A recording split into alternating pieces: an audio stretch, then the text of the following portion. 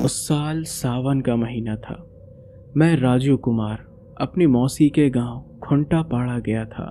उड़ीसा के धेन कनाल जिले में बसा वो इलाका बहुत ही हरियाली से घिरा हुआ था, लेकिन गांव वालों में एक अजीब सा डर हमेशा मंडराता रहता था। शाम होते ही लोग जल्दी जल्दी दरवाजे बंद कर लेते और दूर तक फैले उस पगडंडी की तरफ कोई देखना भी नहीं चाहता था। पहले दिन चौपाल पर बैठे बैठे मैंने अपने मौसा से पूछ लिया, ये रास्ता क्यों इतना सूना रहता है? कोई चलता फिरता नहीं दिखता मौसा। ये सुनकर मौसा का चेहरा थोड़ा कसैला पड़ गया।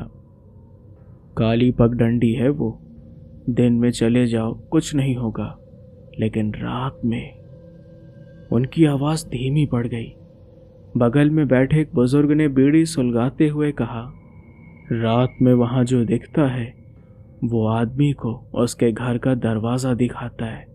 चौखट इतनी असली लगती है कि लगता है बस कदम रखो और घर पहुँच गए, लेकिन जो उस चौखट को पार करता है सुबह तक उसका कहीं नामो निशान नहीं मिलता।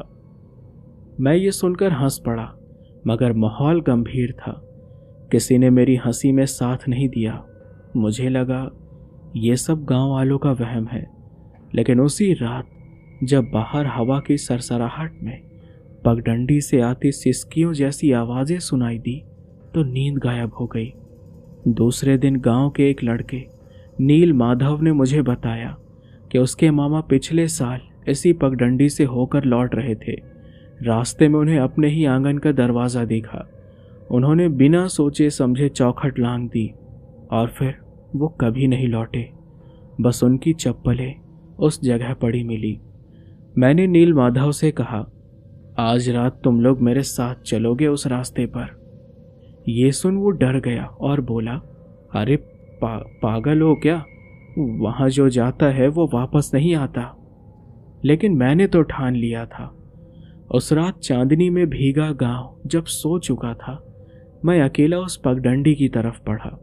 झाड़ियों से टकराती हवा, दूर कहीं कुत्तों का रोना और मेरी अपनी धड़कनें सब मिलकर माहौल को और भी भारी बना रहे थे। कुछ कदम आगे बढ़ते ही अचानक मेरे सामने एक धुंधली सी आकृति बनी, जैसे कोई दीवार उठ रही हो, और फिर धीरे धीरे वहाँ एक चौखट उभर आई, बिल्कुल वैसी ही जैसी मेरे अपने गांव के घर की थी। वही टूटी हुई लकड़ी, वही दरवाजे पर जड़ा हुआ पुराना ताला। ये देख मेरी सांस अटक गई। ये कैसे हो सकता है? डर के मारे मेरे पैरों ने वहीं जमीन पकड़ ली। मैं सामने खड़ी उस चौखट को घूरता रह गया। आंखें कह रही थी ये माया है, छलावा है, लेकिन दिल में एक अजीब सी कसक उठी, जैसे सचमुच मेरा घर सामने हो। उस चौखट के उस पार मुझे हल्की हल्की दिए की रोशनी दिखाई दे रही थी। अचानक भीतर से मेरी माँ की आवाज़ आई, राजू बेटा कहाँ रह गया तू? आजा, खाना ठंडा हो रहा है। अब ये सुन मेरी रीढ़ में जैसे ठंडक दौड़ गई। माँ तो 100 किलोमीटर दूर अपनी असली घर पर थी, तो ये आवाज़ यहाँ कैसे? मैंने नज़रें झटकाकर दूसरी तरफ देखा तो रास्ता वही था, पर जैसे जैसे मैं पगडंडी पर खड़ा रहा, चौखट और भी साफ और चमकदार होती जा रही थी। वो ताला खुद ब खुद खटकने लगा। पीछे से अचानक कदमों की आहट आई। मुड़कर देखा तो नील माधव खड़ा था। शायद डर के बावजूद मेरे पीछे आ गया था वो। उसका चेहरा पीला पड़ा था। राजू भाग चल, ये असली दरवाज़ा नहीं है। मैं हड़बड़ाकर पीछे हटना चाहता था, लेकिन तभी चौखट के पार से कोई साया झुका और मुझे इशारे से बुलाने लगा। वो चेहरा मेरी माँ का ही था, लेकिन उसकी आंखें अजीब ढंग से चमक रही थी, बिल्कुल सफ़ेद, बिना पुतलियों के। नील माधव ने मेरा हाथ पकड़कर खींचा, लेकिन मेरे कानों में बार बार वही आवाज़ गूंज रही थी, आजा बेटा, तू बहुत देर कर चुका है। मैं पसीने से तरबतर हो गया। कदम जैसे खुद ब खुद चौखट की तरफ खिसक रहे थे, और तभी अचानक हवा का तेज झोंका आया। चौखट के दोनों पल्ले अपने आप खुल गए। उस पार खूब अंधेरा था, ऐसा कि कुछ दिखाई ही नहीं दे रहा था, लेकिन अंदर से किसी के रोने और कराहने की आवाज साफ सुनाई दे रही थी। नील माधव चीखा, मत जाना राजू, वहां ये छलावा है, अंदर गया तो कभी वापस नहीं आएगा। मैंने हिम्मत जुटाई और जोर से आंखें बंद कर ली, लेकिन तभी मेरे कंधे पर किसी ठंडी हड्डियों जैसी उंगलियों का दबाव महसूस हुआ। मैंने आंखें खोली और देखा कि चौखट से एक काला हाथ बाहर निकलकर मुझे खींच रहा था। उस काले हाथ की पकड़ इतनी ठंडी और सख्त थी कि मेरी हड्डियां चरमराने लगी। मैं पूरी ताकत से छुड़ाने की कोशिश कर रहा था, लेकिन उसका दबाव बढ़ता ही जा रहा था। नील माधव ने पागलों की तरह मेरा दूसरा हाथ पकड़ा और खींचने लगा। राजू, जोर लगा वरना खींच ले जाएगा वो। उसकी आवाज कांप रही थी। मैंने पूरी ताकत लगाई। अचानक एक जोर का झटका लगा और मैं नील माधव की तरफ गिर पड़ा, लेकिन चौखट वही थी और अब उसमें से धीरे धीरे कई हाथ बाहर निकलने लगे। वो सब काले सूखे कांपते हाथ थे, कुछ में कंगन, कुछ में जनेऊ, कुछ में टूटी चूड़ियां। नील माधव घबराकर बोला, ये वही लोग हैं जो यहां से गायब हुए थे। ये देखकर मेरा गला पूरी तरह से सूख गया था। तभी उन हाथों में से एक ने जमीन पर पड़ी सूखी पत्तियों को घसीटते हुए कुछ खुरच कर लिखा, हम लौटना चाहते हैं। मेरी रूह कांप उठी। आंखों के सामने सब धुंधला होने लगा, लेकिन तभी चौखट के भीतर से एक लंबा साया निकलकर सामने आ खड़ा हुआ। वो औरत थी, लाल साड़ी में, बिखरे बालों के साथ, चेहरा पूरी तरह काला, आंखों की जगह गड्ढे। उसने अपना सिर तिरछा करके मेरी तरफ देखा और बर्फ जैसी आवाज में बोली, दरवाजा पार करो, तेरे लिए भी जगह खाली है। मैं एकदम सुन्न पड़ गया। नील माधव ने तुरंत जेब से भगवान जगन्नाथ का छोटा तावीज निकाला और मेरे सीने पर चिपका दिया। अचानक जैसे हवा का रुख ही बदल गया। चौखट पर खड़े सारे हाथ पीछे हटने लगे, मानो किसी तेज रोशनी से जल रहे हो। लेकिन उस औरत की आंखों के गड्ढों से बिल्कुल काला धुआं निकलने लगा। वो गरजते हुए बोली, भाग नहीं पाएगा कोई, ये काली पगडंडी है, यहां से कोई नहीं लौटता। इतना कहते ही चौखट जोर की आवाज के साथ हिलने लगी। मुझे लगा कि अभी पूरा रास्ता फटकर हमें निगल जाएगा। उस पगडंडी की मिट्टी जैसे अचानक दलदल में बदलने लगी। हमारे पैरों के नीचे जमीन जैसे धंस रही थी। नील माधव ने मेरा हाथ कसकर पकड़ रखा था, लेकिन हम दोनों धीरे धीरे नीचे खिंच रहे थे।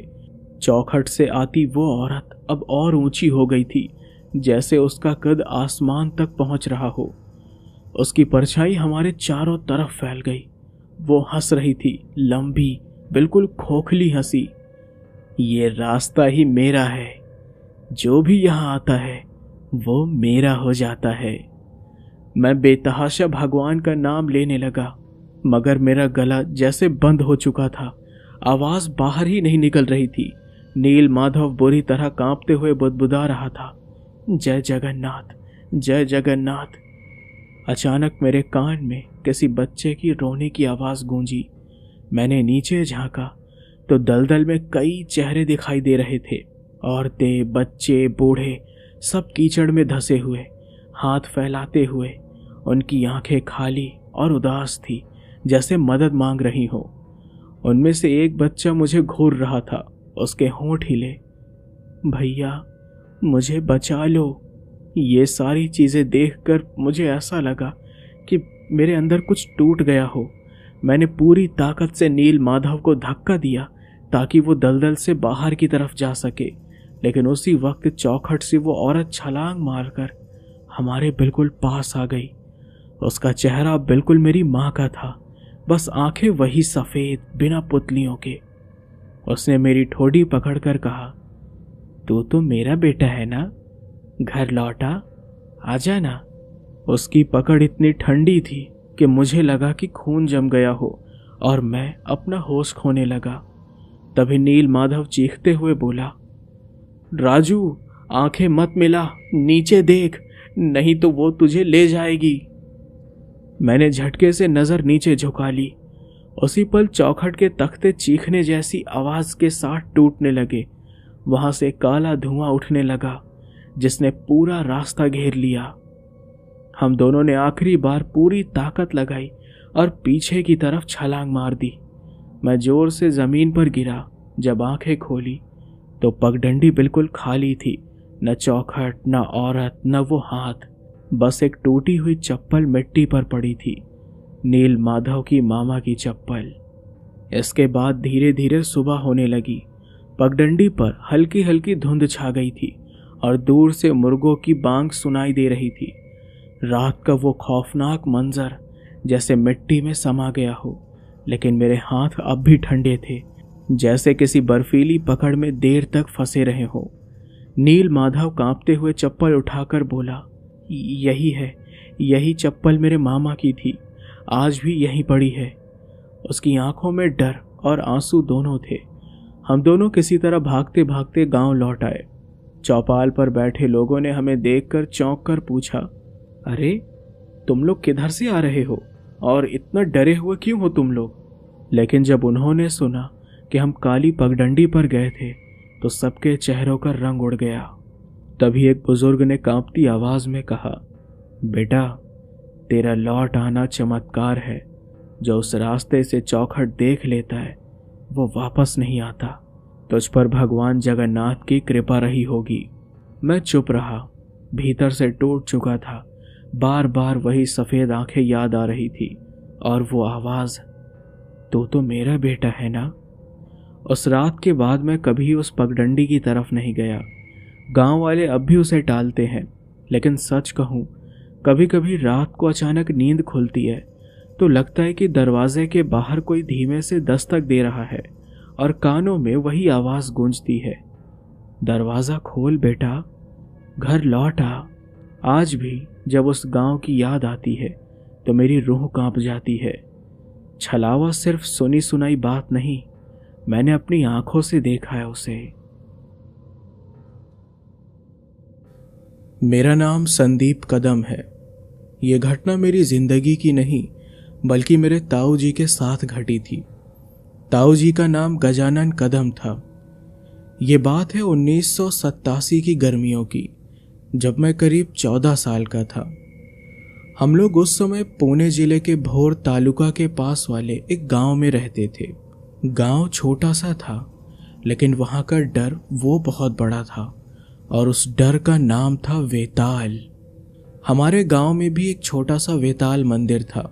वो मंदिर सुनसान जगह पर बना था। उसके पीछे शमशान घाट था।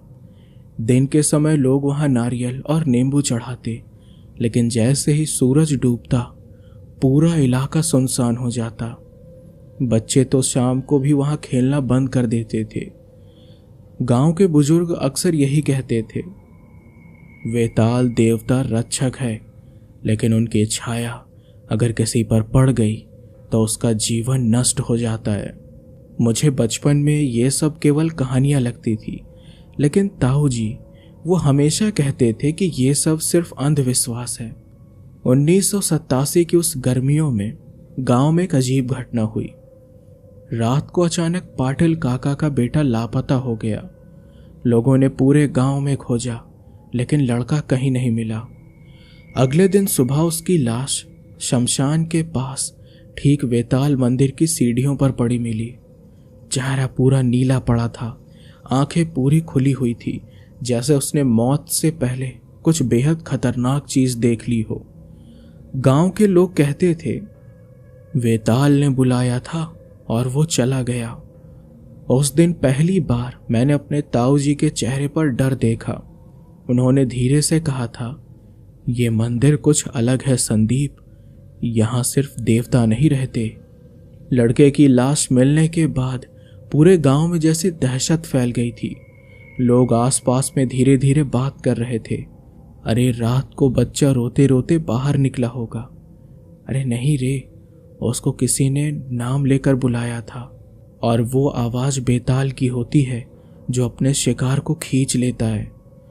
औरतें अपने बच्चों को कसकर पकड़ लेती और बुजुर्ग कड़े स्वर में कहते, सूरज ढलने के बाद कोई मंदिर तरफ ना जाए, कोई भी नहीं।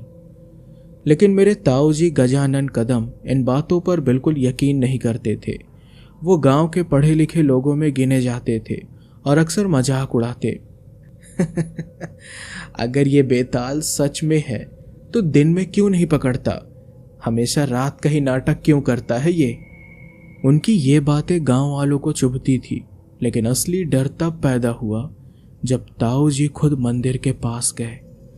एक रात ठीक 9 बजे वो चौपाल से लौट रहे थे। रास्ता शमशान के पास से होकर जाता था।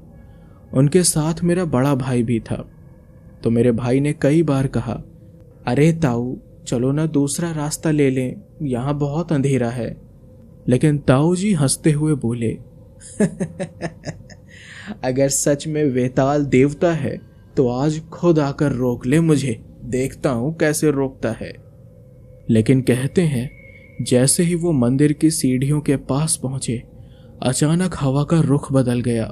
वो गर्मियों की रात थी, लेकिन वहां इतनी ठंडी हवा चली कि उनके रोंगटे खड़े हो गए। और तभी मंदिर के दरवाजे पर रखा नारियल अपने आप लुढ़क कर नीचे गिरा। किसी ने हाथ नहीं लगाया था, लेकिन वो नारियल सीधा ताऊ जी के पैरों तक आकर रुका। मेरे भाई का कहना था कि उसने साफ देखा ताऊ जी के पीछे एक काली परछाई खड़ी थी, इतनी ऊंची कि जैसे कोई आदमी पेड़ से भी बड़ा हो। लेकिन ताऊ जी को कुछ नहीं देखा। उन्होंने बस नारियल को ठोकर मारी और हंसते हुए आगे बढ़ गए। मेरा भाई उस रात घर लौटकर पूरी तरह सहम गया। उसने सबको बताया, लेकिन ताऊ जी ने डांट दिया, अरे डरपोक हो तुम सब, वहां कुछ नहीं है। लेकिन उस रात के बाद से ताऊ जी की नींद जैसे गायब हो गई। वो देर रात अचानक उठकर बाहर देखने लगते, जैसे कोई उन्हें पुकार रहा हो। उस रात के बाद से ताऊ जी का व्यवहार बदलने लगा। दिन में वो तो वैसे ही रहते, हंसते बोलते, लेकिन रात होते ही जैसे बेचैन हो जाते। घर वाले देखते कि वो बार बार आंगन में जाकर अंधेरे में ताकते रहते। लेकिन एक बार मैंने हिम्मत करके पूछा, ताऊ आप रात को बाहर क्यों जाते हो? उन्होंने धीरे से जवाब दिया, संदीप कोई मुझे नाम लेकर बुलाता है। आवाज बड़ी धीमी होती है, लेकिन साफ सुनाई देती है, गजानन गजानन। ये सुनकर मेरे पैरों तले जैसे जमीन ही खिसक गई। मैंने कहा, तो ताऊ ये आपका भ्रम है। लेकिन वो गुस्से में बोल पड़े, नहीं, कोई है जो मुझे अपने पास बुला रहा है, और वो गांव का कोई आदमी नहीं है। कुछ दिनों बाद गांव में एक और हादसा हुआ। एक बुजुर्ग औरत जो मंदिर के पास रहती थी, वो अचानक बीमार पड़ गई। डॉक्टर ने कुछ बताया नहीं, लेकिन वो लगातार कहती रही, वो मेरे कमरे में खड़ा है, काला लंबा, उसकी आंखें जल रही हैं। 3 दिन में ही उसकी मौत हो गई। गांव में फिर से वही चर्चा छिड़ गई। वेताल ने दूसरा शिकार लिया। ताऊ जी अब और ज्यादा बेचैन हो गए। वो कहते हैं कि वो औरत नहीं मरी, उसे खींचकर ले जाया गया है, वही जो मुझे हर रात पुकारता है। एक रात मैंने और भाई ने तय किया कि ताऊ जी पर नजर रखेंगे। हम दोनों आंगन में छिपकर बैठे। फिर करीब आधी रात को ताऊ जी अचानक उठे, धीरे धीरे बाहर निकले और गांव के बाहर वाले रास्ते की ओर बढ़ने लगे। हम दोनों ने उनका पीछा किया। जैसे ही वो मंदिर के पास पहुंचे तो अचानक ताऊ जी रुक गए। हमने साफ साफ देखा, मंदिर के दरवाजे पर एक परछाई खड़ी थी। न लंबा शरीर, न कोई चेहरा, बस एक काला धुंधला आकार जिसकी आंखें अंगारों जैसी लाल चमक रही थी। ताऊ जी उसी परछाई से बात करने लगे, क्यों बुला रहा है तू मुझे? ले चल, अगर हिम्मत है तो सामने आ मेरे। हम दोनों चीख पड़े और ताऊ जी को पकड़कर भागे। पीछे मुड़कर देखा तो वो परछाई मंदिर की सीढ़ियों से उतरकर हमारे पीछे पीछे आने लगी। उस रात अगर गांव के कुछ लोग हमें देखकर ना दौड़े होते तो शायद हम तीनों वापस जिंदा घर न लौटते। उस रात के बाद ताऊ जी का दिमाग पूरी तरह बदल गया। वो दिन में भी अकेले अकेले बातें करने लगे, जैसे कोई उनके सामने बैठा हो। घर वाले परेशान हो चुके थे, लेकिन गांव के बुजुर्गों को शक हो चुका था, गजानन पर वेताल की छाया पड़ गई है। गांव के पाटिल काका ने सबको बुलाकर कहा, देखो गांव वालों, अब ये मजाक नहीं रहा। जिसने मंदिर को ललकारा वही इसकी पकड़ में है। लेकिन ताऊ जी मानने को तैयार ही नहीं थे। उन्होंने सबके सामने कहा, अगर सच में वेताल है तो आकर मुझे पकड़ कर दिखाए, मैं रात को उसके मंदिर में अकेले जाऊंगा। यह सुनकर गांव वाले कांप उठे। किसी ने भी ताऊ जी का साथ देने की हिम्मत नहीं की। उस रात आधी रात को ताऊ जी सचमुच मंदिर की तरफ चले गए और मैं और मेरा बड़ा भाई भी दूर से पीछे पीछे गए। पूरा रास्ता सुनसान था। कुत्ते तक भौंकना बंद कर चुके थे। हवा इतनी भारी थी कि सांस लेना मुश्किल लग रहा था। लेकिन जैसे ही ताऊ जी मंदिर की सीढ़ियों पर पहुंचे, अचानक पूरा इलाका सन्नाटे से भर गया। यहां तक कि झींगरों की आवाज भी बंद हो गई।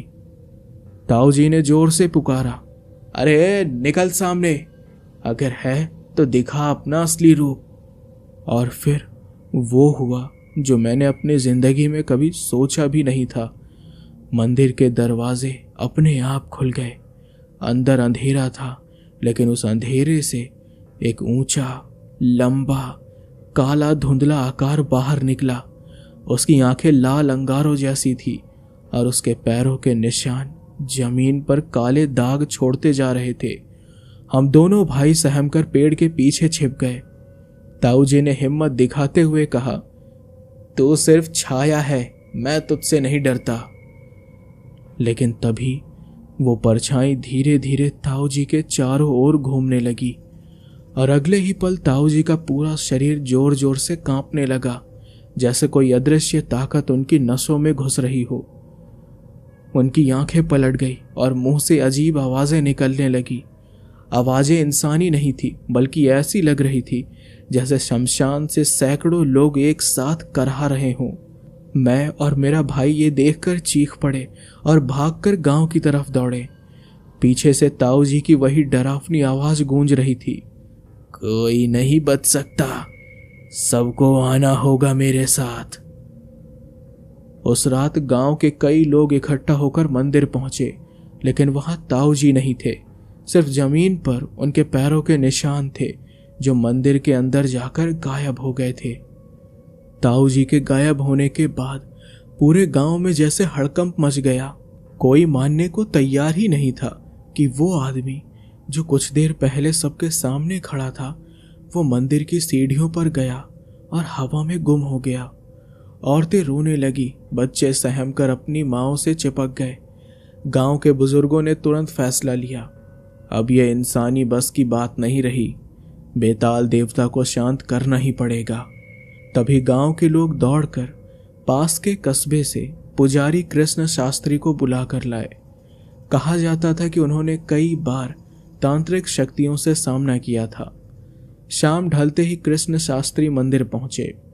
हम लोग दूर से ही देख रहे थे, कोई पास जाने की हिम्मत नहीं कर रहा था। शास्त्री ने पहले नारियल और नींबू चढ़ाया, फिर अग्नि जलाकर मंत्र पढ़ने लगे। मंत्रों की आवाज पूरे जंगल में गूंज रही थी। तभी मंदिर के अंदर से अजीब आवाजें आने लगी, पहले धीमी, फिर तेज, जैसे कोई लोहे के दरवाजे को घसीट रहा हो। और अचानक ताऊ जी की आवाज गूंजी, संदीप आओ, मुझे बचा लो संदीप। ये सुन मैं सुन्न पड़ गया। भाई ने मुझे पकड़कर रोका और बोला, मत जा भाई, वो ताऊ जी की आवाज नहीं, वो वेताल है। शास्त्री जोर से चिल्लाए, अपनी सीमा में रह वेताल, ये गांव तेरा खेल का मैदान नहीं है। लेकिन जैसे ही उन्होंने ये कहा, पूरे मंदिर के आसपास की जमीन हिलने लगी, पेड़ झूमने लगे और हवा में राख जैसी धूल उड़ने लगी। अचानक ताऊ जी का शरीर मंदिर की सीढ़ियों पर गिरा। वो जिंदा थे, लेकिन उनकी आंखें लाल हो चुकी थी। मुंह से लगातार वही डरावनी आवाजें निकल रही थी। शास्त्री ने उनकी तरफ पवित्र जल छिड़का। ताऊ जी जोर से चीखे और जमीन पर तड़पने लगे। उनकी चीखें इतनी भयानक थी कि गांव की औरतें बेहोश हो गई। शास्त्री ने कहा, ये अब इंसान नहीं रहे, ये वेताल की पकड़ में है। अगर आज इन्हें अलग ना किया गया तो पूरा गांव तबाह हो जाएगा। और फिर शास्त्री ने तंत्र विद्या का सबसे खतरनाक अनुष्ठान शुरू किया। चारों ओर दीपक जलाए गए, मंत्र गूंजने लगे और बीच में ताऊ जी को बांध दिया गया। लेकिन तभी ताऊ जी ने सिर उठाकर हमारी तरफ देखा। उनकी आंखों में अब ताऊ जी नहीं थे, बल्कि कोई और था। वो धीमी आवाज में बोले, आज एक नहीं 3 को लेकर जाऊंगा। पूरा गांव दहल गया, औरतें रोने लगी, बच्चे छिप गए। शास्त्री ने आखिरी बार मंत्र पढ़कर त्रिशूल को अग्नि में डुबोया और ताऊ जी के पास पहुंचकर कहा, गजानन, अगर तेरे अंदर इंसान की आत्मा अब भी जिंदा है तो लड़ और इस प्रेत को खुद से बाहर निकाल। ताऊ जी अचानक कुछ पल के लिए शांत हो गए। उनकी आंखों में लाल चमक मंद पड़ी। उन्होंने कांपते हुए मेरी तरफ देखा और धीमी आवाज में कहा, संदीप, अगर मैं ना बचा तो इस मंदिर के पास मत आना, कभी भी मत आना। लेकिन अगले ही पल वेताल ने फिर से उनका शरीर पूरी तरह पकड़ लिया। ताऊ जी जोर से चीखे और हवा में उठ गए। उनका शरीर जमीन से 2 हाथ ऊपर लटक रहा था। शास्त्री ने गुस्से में त्रिशूल उठाकर उनके सीने पर प्रहार किया। पूरा इलाका बिजली की तरह चमका। ताऊ जी की चीख ऐसी थी कि मानो सैकड़ों आत्माएं एक साथ चिल्ला रही हों। अचानक मंदिर की दीवारों से धुआं उठने लगा और वो काला धुंधला आकार बाहर निकल आया। वो वेताल था, लंबा, बिना चेहरा, सिर्फ 2 लाल आंखें। उसकी परछाई इतनी बड़ी थी कि पूरा मंदिर अंधेरे में ही समा गया। शास्त्री ने मंत्र पढ़ते हुए उस पर जल छिड़का। वो परछाई दर्द से चीखी और हवा में बिखरने लगी। लेकिन जाते जाते उसने मेरी तरफ देखा। उसकी आंखें सीधे मेरी आंखों में समा गई और उसने फुसफुसा कर कहा, मैं गया नहीं, बस अभी के लिए रुका हूं, अगला वक्त तेरा होगा। वो परछाई राख की तरह बिखर गई। ताऊ जी का शरीर जमीन पर गिर पड़ा, न सांस न धड़कन। फिर गांव वालों ने अगले दिन उनका अंतिम संस्कार किया। पुजारी ने मंदिर के दरवाजे हमेशा के लिए बंद कर दिए। लेकिन आज भी जब मैं उस गांव में जाता हूं तो लोग कहते हैं, रात में उस मंदिर के आसपास मत जाना। कभी कभी कोई नाम लेकर पुकारता है और वो आवाज हमेशा वही होती है जिसे तुम सबसे ज्यादा प्यार करते हो। तो वेताल की ये कहानी यहीं पर समाप्त होती है। आइए सुनते हैं अगली कहानी। मेरा नाम विवेक सालवी है। ये घटना मेरी नहीं, मेरे मामा माधव शेख के घर की है और मैं खुद उस वक्त वहां मौजूद था। साल 1985, बरसात का चरम। जगह रत्नागिरी के पास खाड़ी किनारे का एक छोटा सा कोकण गांव। गांव में लाल मिट्टी के रास्ते, जांभा पत्थर के पुराने घर, खपरैल की छतें और रात को बस लालटेन की पीली लौ। उस साल बारिश कुछ ज़्यादा ही थी। खाड़ी का पानी भरकर सड़कों तक आ जाता और शमशान की तरफ की पगडंडी कई दिनों तक दलदल बनी रहती। गांव में एक पुरानी मनाही थी। शमशान की बाड़ के पास टंगे छोटे छोटे कपड़े के गांठों को छूना मना है। लोग उन्हें भूत पिंडी कहते थे। बुजुर्गों का कहना था, जब किसी की मौत अधूरी तरह से हो, लाश ना मिले या संस्कार पूरे ना हो, तो ओझा राख, मिट्टी, बाल, लाल धागे, नींबू और लोहे की कील से एक पिंडी बांध देता है ताकि वो आत्मा भटक कर घरों में न घुसे। भूत पिंडी को जहां बांधा गया वहीं रहना चाहिए। उसे हिलाया तो मुसीबत सीधे घर तक आ जाती है। मुझे ये सब बचपन की बस दादी नानी वाली कहानियां लगती थी। पर उसी हफ्ते खाड़ी में एक नाव उलट गई। 2 मछुआरे बचे, लेकिन एक लड़की नीलिमा वो लापता हो गई। अब पूरे गांव में बेचैनी फैल गई। रात को खाड़ी की तरफ जब हवा चलती तो गीले कफन जैसी एक अजीब सी गंध घरों तक घुस आती। 3 दिन बाद मैं और मेरा चचेरा भाई मंगेश कंधे पर जलाऊ लकड़ी उठाकर लौट रहे थे। शॉर्टकट शमशान की बाड़ से होकर आता था। उस बाड़ के पास एक नीचे में कटीली झाड़ी पर काले सफेद कपड़े की एक गांठ टंगी दिखी। उस पर लाल धागा और जंग लगी कील लगी थी और उसके नीचे राख जैसी धूसर मिट्टी का पपड़ा था। मैं रुक गया तो मंगेश बोला, देख यही है भूत पिंडी, इसमें नींबू का सूखा हुआ टुकड़ा भी है। तो मैंने कहा, चल छोड़ यार, ये सब अंधविश्वास है। तो मंगेश थोड़ा हंसकर बोला, भाई घर में जलावन कम है, धागा काम आ जाएगा। और उसने हाथ बढ़ाकर भूत पिंडी को झटके से खींच लिया। हवा अचानक ठंडी पड़ गई। कहीं दूर सीटी जैसी आवाज आई, जैसे कोई पानी की सतह पर लंबी सांस छोड़ रहा हो।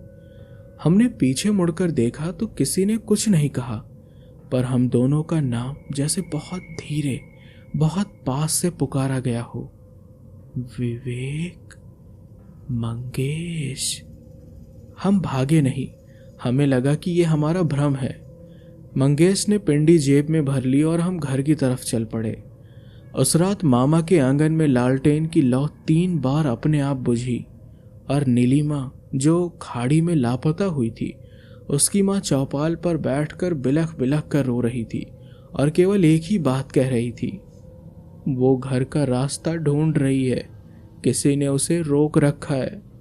मैंने देखा कि आंगन के मिट्टी पर गीले पैरों के 5 जोड़े निशान थे, जैसे किसी ने घर के भीतर से बाहर की तरफ चलकर दरवाजे पर कदम रोके हों। हमारे घर में भूत पिंडी अब अंदर थी। अगली सुबह मामा ने दरवाजा खोला तो चौखट पर राख की बारीक लकीर पड़ी थी, सीधी, जैसे किसी ने दरवाजे के नीचे धीरे धीरे अंदर सरकाई हो।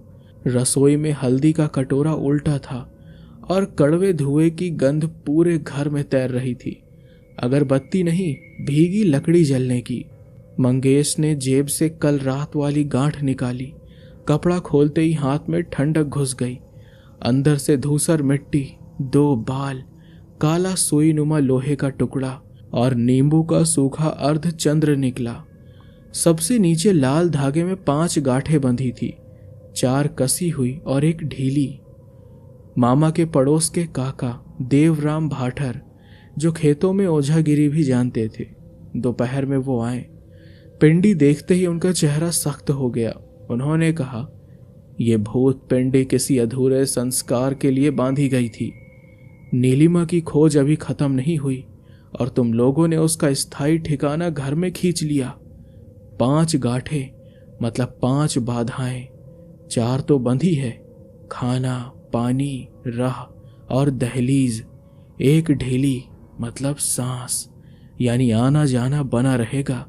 यह घर उसे पसंद आ गया है। यह सुनकर मामा गुस्सा हुए।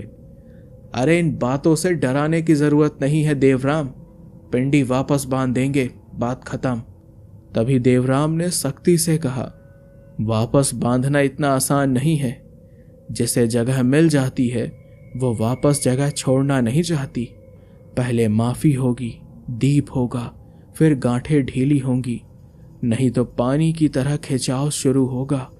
नींद में चलना, गले में काई की गंध, भीगा आंगन और आवाज की नकल। रात होते ही ये सब कुछ सच होने लगा। मामा की भैंस शाम को बाड़े में घुसते घुसते रुक गई, नाक फुलाकर पीछे हट गई, जैसे कुछ अदृश्य रास्ता रोक रहा हो। आंगन की मिट्टी गीली हो गई जबकि बारिश नहीं हुई थी। और सबसे खतरनाक, रसोई के कोने से हमें नीलिमा की माँ की करहाती आवाज सुनाई दी, ठीक उसी तर्ज पर जैसे वो चौपाल पर रोती थी, मेरी बच्ची को घर आने दो। लेकिन घर में तो कोई था ही नहीं। आधी रात को मंगेश नींद में उठकर दरवाजा खोलने लगा। मैंने पकड़ा तो उसके होंठों से खारे पानी की बूंदें टपकी, जैसे नमकीन गंध बिल्कुल साफ थी। उसने आंखें खोले बिना कहा, वो खाड़ी घाट पर खड़ी है, कहती है ये घर उसका है, सांस दे दो मुझे। देवराम भाटकर सुबह सुबह आंगन में दीपक जलाकर बोले, पहली विनती, जो पिंडी उठाई है उसे यहीं मत रखो, नदी मोड़ के बरगद पर शाम ढले से पहले गांठ बांध दो। दूसरी, काली हल्दी, सरसों, चावल के 5 दाने और लोहे की कील साथ रखना। तीसरी, पीछे मुड़कर मत देखना, कोई भी नाम लेकर पुकारे तब भी नहीं। मामा ने बात काट दी, हम करेंगे, मगर इन बच्चों की गलती से कोई मरने जीने की नौबत नहीं आएगी। उस दोपहर आसमान एकाएक काला हो गया, जैसे बारिश शहर छोड़कर बस हमारे गांव पर ठहर गई हो। खाड़ी से ठंडी हवा उठी और आंगन में रखी भूत पिंडी की ढीली 5वीं गांठ अपने आप कस गई। रात की पहली दहाड़ बस शुरू होने को थी। बरगद तक पहुंचना आसान नहीं था, क्योंकि शमशान की बाढ़ पार करनी पड़ती थी। मामा कह रहे थे कि शाम से पहले बांध आएंगे, लेकिन मौसम ने धोखा दे दिया। बारिश ऐसी गिरी कि जैसे आसमान खुल गया हो। हमने तय किया कि सुबह ही जाएंगे। तभी देवराम ने हमें चेतावनी दी, रात काटना भारी पड़ेगा। और तभी रात को 3 बार दरवाजे पर धीमी थाप हुई। पहली जैसे गीली हथेली से, दूसरी जैसे नाखून से, और तीसरी जैसे लोहे से। मामा ने कुंडी पकड़ी तो भीतर से ठंडी हवा का एक झोंका कमरे की लालटेन को खाली कांच बना गया। लौ गायब, कांच उतना ही गर्म था। मंगेश नींद में बोल रहा था, फेर खाड़ी घाट, बूंदे सांस दो। उसके तकिए के नीचे से गीली रेत निकली, काली काई की गंध के साथ। मैंने भूत पिंडी को लाल कपड़े में लपेटकर टीन के डिब्बे में बंद कर दिया। डिब्बी भारी लगने लगा था, जितना उठाता उतना और भारी, जैसे किसी का हाथ डिब्बे पर जमा हो। डिब्बे पर कान लगाया तो ऐसा लगा जैसे समुद्र के अंदर कोई लंबी सांस लेकर छोड़ रहा हो। मामा ने राम नामे बुदबुदाई। देवराम ने सरसों और काली हल्दी धूनी पर रखी। धुआं ऊपर उठते उठते दरवाजे की दहलीज पर झुक गया, जैसे वहीं कोई बैठा हो। तभी रसोई से फुल फुल कर पानी उबलने की आवाज आई, जबकि चूल्हा ठंडा था। मामा दौड़े तो बर्तन का ढक्कन कांप रहा था और अंदर से नमक की तेज गंध, ठीक समुद्र जैसी। ढक्कन उठाया तो बिल्कुल खाली था। ढक्कन के नीचे एक धातु की चाबी चिपकी थी, जंग लगी। काले धागे में 2 कांच की चूड़ियां बंधी हुई, लाल और काली। ये देखकर देवराम फुसफुसाए, ये नीलिमा का निशान है। घर की मोर पीठ पर उसकी चाबी झूलती थी और चूड़ियां भी वही है। जिस किसी ने भी पिंडी बांधी थी उसने उसकी चीज भी थाम रखी है, जगह नहीं छोड़ी, इसलिए वापस घर तलाश रही है। सुबह होते होते बारिश थमी। हम बरगद तक गए। खेतों के किनारे खाड़ी का मोड़, मिट्टी में जोंखें चिपकती हुई। मैंने पिंडी की ढीली 5वीं गांठ ढूंढी, लेकिन वो तो रात में ही कस चुकी थी। देवराम ने कहा, पहले माफी, फिर गांठ ढीली। हमने दीप जलाया। सरसों, चावल, काली हल्दी, कील, सब वैसा ही किया। देवराम ने मंत्र में सिर्फ हिंदी, देवताओं के नाम और अंत में नीलिमा का नाम लिया। घर का रास्ता खोलो, जिस घर का नहीं उसका रास्ता मत रोको। मैंने पिंडी बांधनी चाही तो बरगद की साख ने जैसे अचानक से हिलना शुरू किया और वो डिब्बा मेरे हाथ से गिर पड़ा।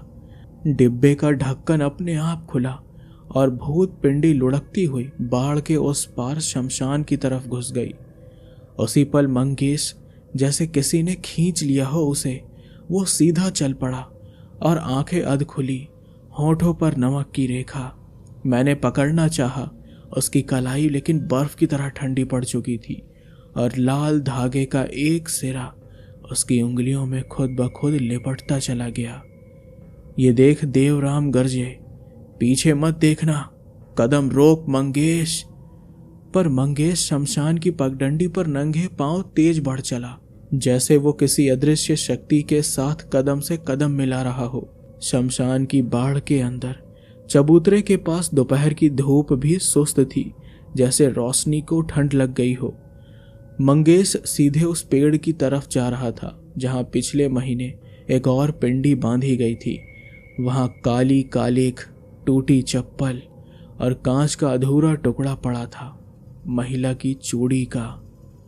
मैंने पूरी ताकत से मंगेश को खींचा, लेकिन वो जड़ हो गया और धीमी आवाज में बोला, तुम सब ने मुझे पानी में छोड़ा था, अब घर के द्वार पर सांस चाहिए। 5वीं गांठ तुम्हारे घर पर कसी है। वो नीलिमा की आवाज थी, लेकिन उसके गले से ऐसी आवाज आ रही थी जैसे वो पानी के अंदर से बोल रही हो। देवराम ने आटे की लकीर से घेरा खींचा, सरसों फेंकी और चाबी और चूड़ियां उस घेरे के बाहर रख दी। उन्होंने कहा, जिसने पिंडी बांधी उसने हक बांधा। नीलिमा, तेरे घर वालों ने नारियल नहीं फोड़ा, दिया नहीं जलाया, किसी ने तेरे नाम से दूध पानी नहीं छोड़ा। तू दर दर भटकेगी, मगर घर वो नहीं जहां पिंडी लाई गई, घर वो जहां तेरी देहरी थी।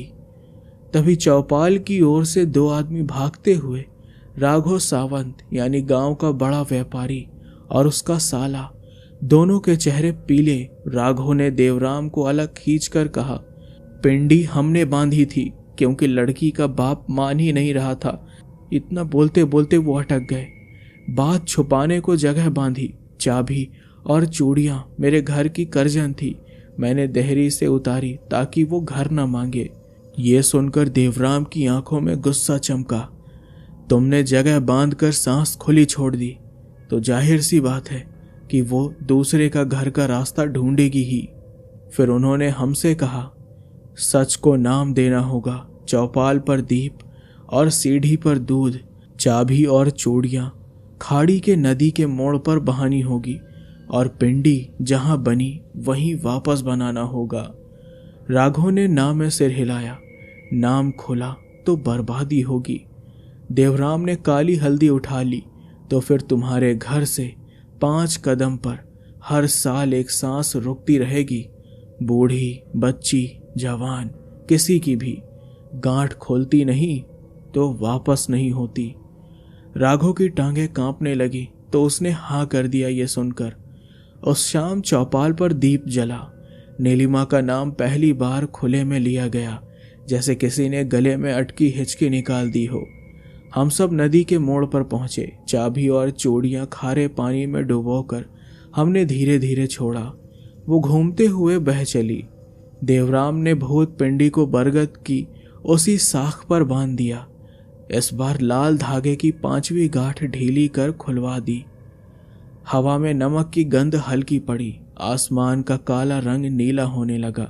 मंगेश ने पहली बार भरकर सांस ली और गले की घरघराहट थम गई।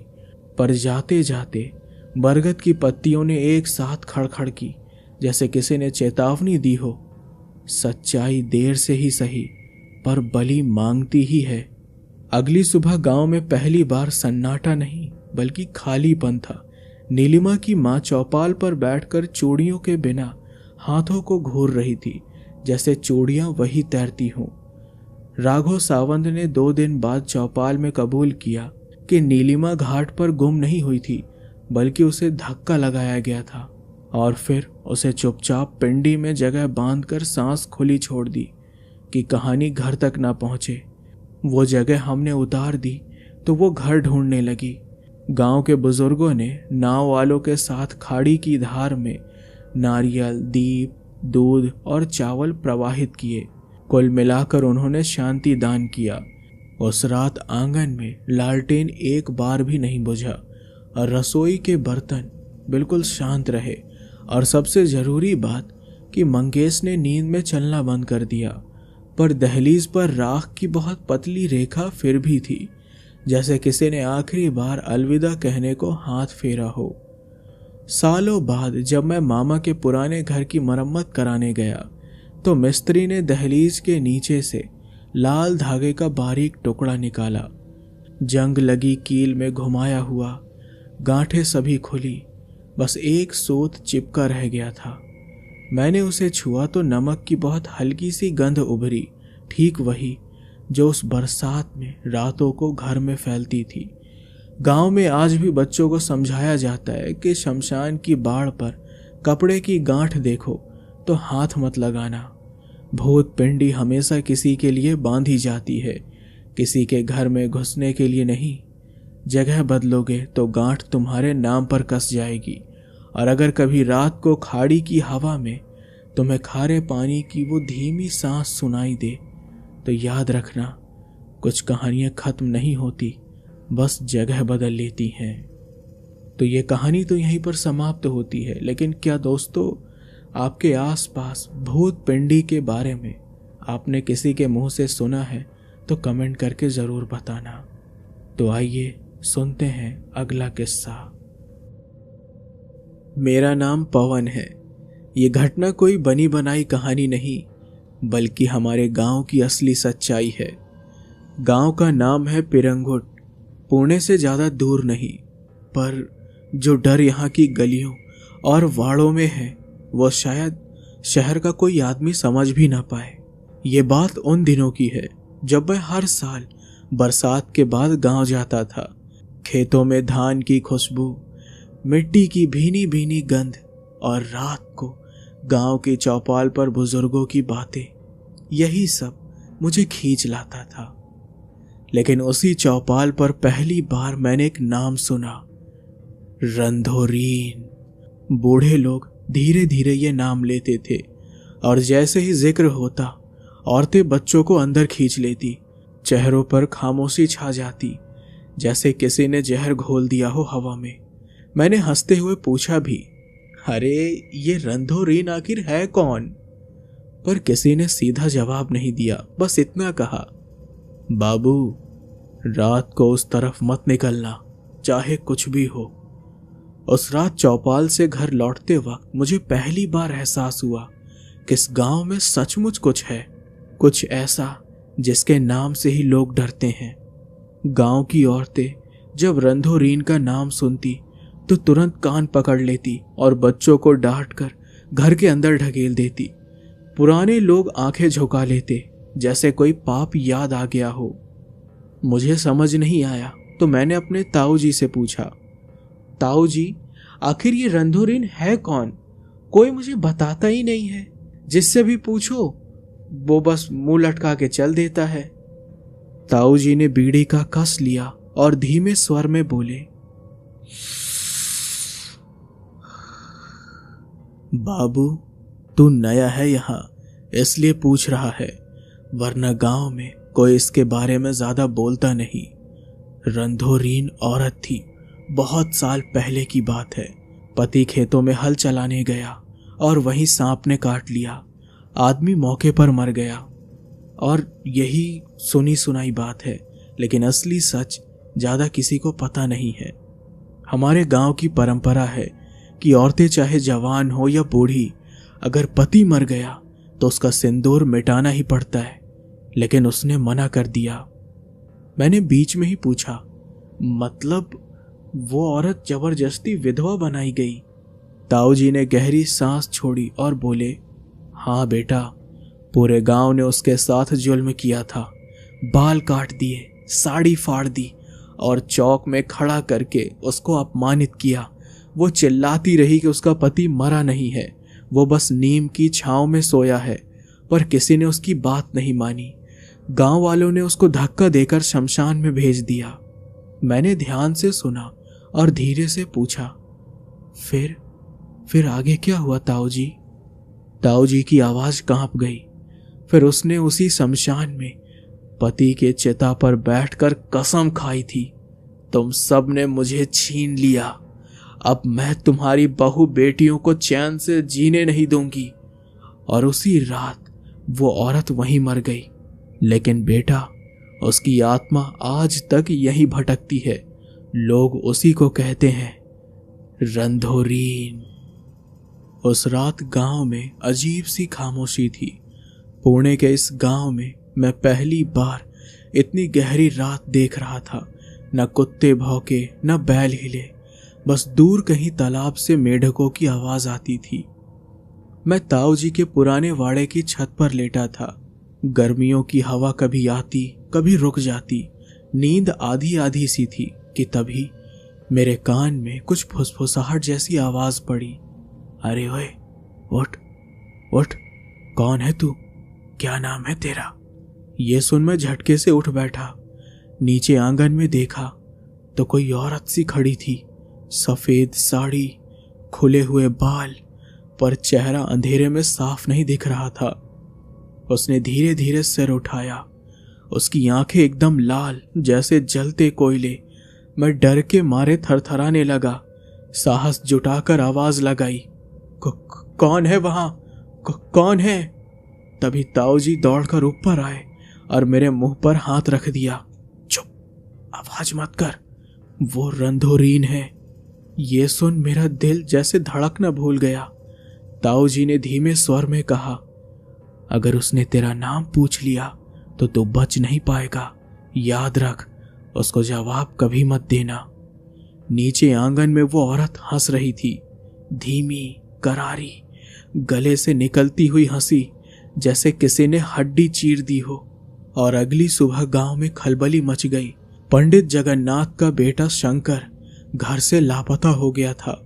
कहते हैं कि रात में उसने किसी की आवाज सुनी थी और वो बाहर चला गया और फिर कभी लौटकर आया ही नहीं। लोग तालाब, खेत और जंगल तक खोजते रहे, लेकिन कुछ हाथ नहीं लगा। बस तालाब किनारे गीली मिट्टी पर पैरों के निशान मिले, और वो निशान नॉर्मल नहीं थे। एड़ी उल्टी दिशा में थी और पंजा आगे। तभी गांव के बूढ़े बापू बोले, ये काम रंधोरीन का ही है। कितनी बार कहा है, रात में किसी आवाज का जवाब मत दो। मैंने उस बूढ़े से पूछा, ये रंधोरीन कौन है बाबा? तो उस बूढ़े ने बड़ी ही धीमी आवाज में कहा, देखो बेटा, रंधोरीन के कई सारे किस्से प्रचलित हैं, लेकिन असली घटना कोई नहीं बताता। लेकिन आज मैं तुम्हें बताता हूं। ये इस गांव की ही औरत थी। सालों पहले उसका पति उसे तंत्र मंत्र के लिए बलि चढ़ाना चाहता था। लोगों ने उसे बचाने के बजाय बांधकर छोड़ दिया। वो जलती हुई लौ में जल गई और उसी रात उसने कसम खाई, हर चौथी रात मैं इस गांव से एक लड़का अपने साथ ले जाऊंगी। लेकिन गांव वाले इस रंधोरीन के कई सारे अलग अलग किस्से बताते हैं, जैसे कि कभी उसके पति को सांप ने काट लिया, तो फला फला कहानियां सुनाते रहते हैं।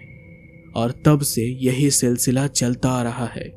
गांव वाले छुपाते हैं, लेकिन बेटा यही सच्चाई है। ये सुन मेरे रोंगटे खड़े हो गए।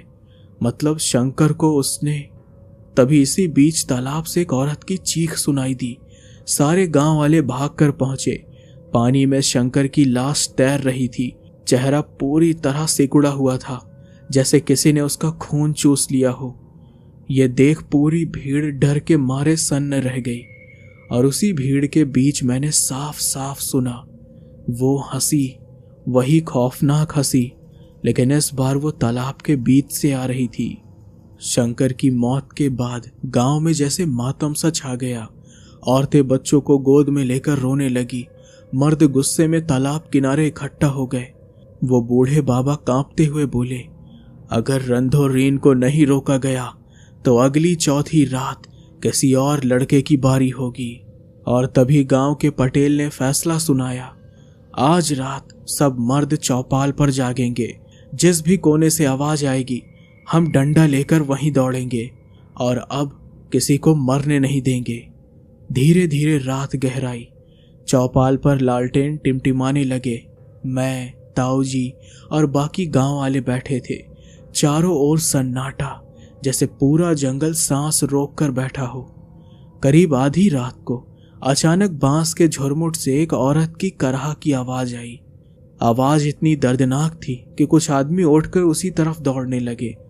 तभी वो बूढ़े बाबा चिल्लाए, अरे रुको बेवकूफो, यही तो उसका जाल है।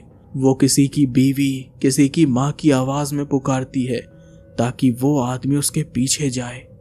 ये सुन सब डर के मारे वहीं पर रुक गए। वो दर्द भरी कराहट अब बदल कर रोने की आवाज बन चुकी थी, जैसे कोई औरत अपने बेटे को पुकार रही हो। और फिर, अरे माँ, मैं पानी में डूब रही हूँ, बचाओ मुझे, कोई है, मेरी मदद करो। मैंने देखा कि चौपाल में बैठे कई गांव वाले बुरी तरह कांप रहे थे, क्योंकि ये आवाज मराठी में थी और हूबहू शंकर की माँ की जैसे आवाज थी। पटेल ने डंडा उठाया और चिल्लाया, अरे सामने आ, आज जो भी है मैं उसे छोड़ूंगा नहीं। हमारे बच्चों को खा जाएगी तो हम चुप नहीं बैठेंगे, हम तुझे आज छोड़ेंगे नहीं।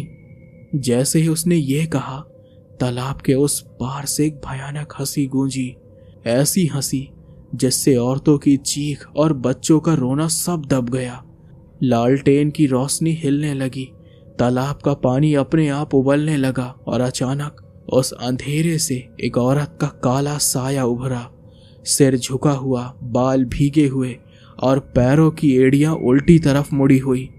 गांव का हर आदमी पत्थर की मूर्ति बनकर रह गया, क्योंकि सामने थी रंधोरीन। रंधोरीन तालाब के किनारे खड़ी थी। उसके बालों से पानी की बूंदें टपक रही थी और पैरों से कीचड़ की लकीरें बन रही थी। उसने चेहरा उठाया। औरत का चेहरा नहीं था, बल्कि जली हुई राख जैसा काला, आंखों की जगह लाल धधकते गड्ढे। वो बर्फीली आवाज में बोली, तुमने सोचा कि मुझे रोक लोगे?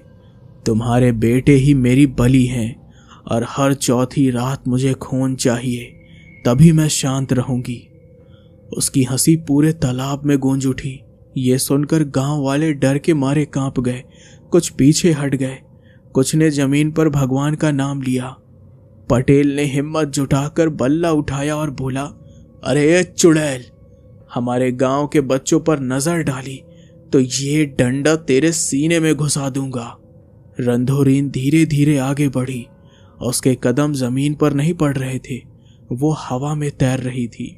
और अचानक उसके मुंह से लंबी सी काली जीभ बाहर निकली, जो मिट्टी पर गिरकर फिसलती हुई पटेल के पैरों तक आ गई। पटेल घबरा गया, मगर उसने डंडा फेंक कर मारा। डंडा सीधा उसके सीने में जा धंसा, पर आवाज आई छपाक की, जैसे पानी में पत्थर गिरा हो। और अगले ही पल रंधोरीन ने पटेल को उठाकर हवा में झटका और वो जोर से चौपाल की दीवार पर जा अटका। उसका सिर फट गया और खून बहने लगा। और फिर वो हमारी ओर मुड़ी। अगला कौन है? उसकी आवाज इतनी ठंडी थी कि मेरी रूह तक जम गई। वो बूढ़े बाबा कांपते हुए बोले, वो हमारी औरत नहीं, वो मौत है। गांव का माहौल फूटे हुए मिट्टी के घड़े जैसा बिखर चुका था।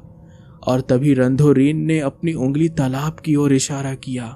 पानी उफान मारने लगा और उसके बीच से निकला एक बच्चा, पूरा नीला पड़ा हुआ, आंखें उल्टी, और उसके गले में गांव की ही तावीज। गांव की औरतें चीख पड़ी, अरे ये तो शंकर है। तालाब से निकला हुआ बच्चा शंकर, जो 2 दिन पहले ही लापता हुआ था। उसका चेहरा नीला पड़ा था और आंखें उल्टी। ये देखकर उसकी मां चिल्लाती हुई बेहोश होकर गिर पड़ी। रंधोरीन ने उस बच्चे को अपनी गोद में उठा लिया। उसकी गोद से पानी टपक रहा था, जैसे अभी अभी किसी ने उसे डुबोकर निकाला हो। वो गांव वालों को देखकर बोली, ये तो सिर्फ शुरुआत है। तुम सब ने मुझे धोखा दिया था। अब हर चौथी रात एक बच्चा मरेगा और वो बच्चा अब मेरा होगा। गांव के बुजुर्ग नाथा काका कांपते हुए बोले, ये सब उस पुरानी सच्चाई का नतीजा है जो तुम सब छुपाते आए हो। ये सुन लोग हैरान रह गए। मैंने काका से पूछा, कौन सी सच्चाई काका? नाथा काका की आंखें डबडबा गई। उन्होंने धीमे धीमे बताया, सालों पहले यहीं तालाब खोदने के लिए मजदूर बुलाए गए थे। उनमें से एक औरत थी, अकेली, विधवा। लोग उसे रंधोरीन कहते थे। वो औरत पेट से थी, लेकिन गांव वालों ने उस पर गलत इल्जाम लगाकर उसे यहीं तालाब में ढकेल दिया था। उसका बच्चा उसी पानी में तड़प कर मर गया। मरते वक्त उसने कसम खाई थी हर चौथी रात मैं इस गांव की कोख उजाड़ूंगी। ये सुन लोगों के मुंह सूख गए और तभी रंधोरीन ने हंसते हुए अपना पेट थपथपाया। वो खाली नहीं था, अंदर कुछ हिल रहा था। उसकी आंखें लाल चमक उठी और वो चीखी, तुमने मेरे बच्चे को छीना था, अब मैं तुम्हारे बच्चों को अपना बनाऊंगी। तालाब का पानी उफान मारने लगा और उसमें से बच्चों की चीखें सुनाई देने लगी, जैसे कई छोटे छोटे गले दब रहे हो। गांव वाले चारों तरफ इधर उधर भागने लगे। बुजुर्ग और औरतें बच्चे बचाने के लिए रो रही थी। मैंने देखा कि रंधोरीन की परछाई तालाब के पानी में नहीं दिख रही थी, सिर्फ लाल आंखें और लहरों में डूबते बच्चों के चेहरे दिख रहे थे। गांव के लोग डर के मारे तालाब से दूर भाग रहे थे, मगर रंधोरीन की परछाई हर तरफ दिखाई दे रही थी।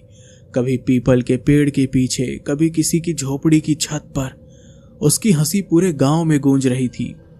भागो मत, जिस तरह तुम सब ने मुझे तालाब में ढकेला था, आज मैं तुम्हें उसी तालाब में बुलाऊंगी।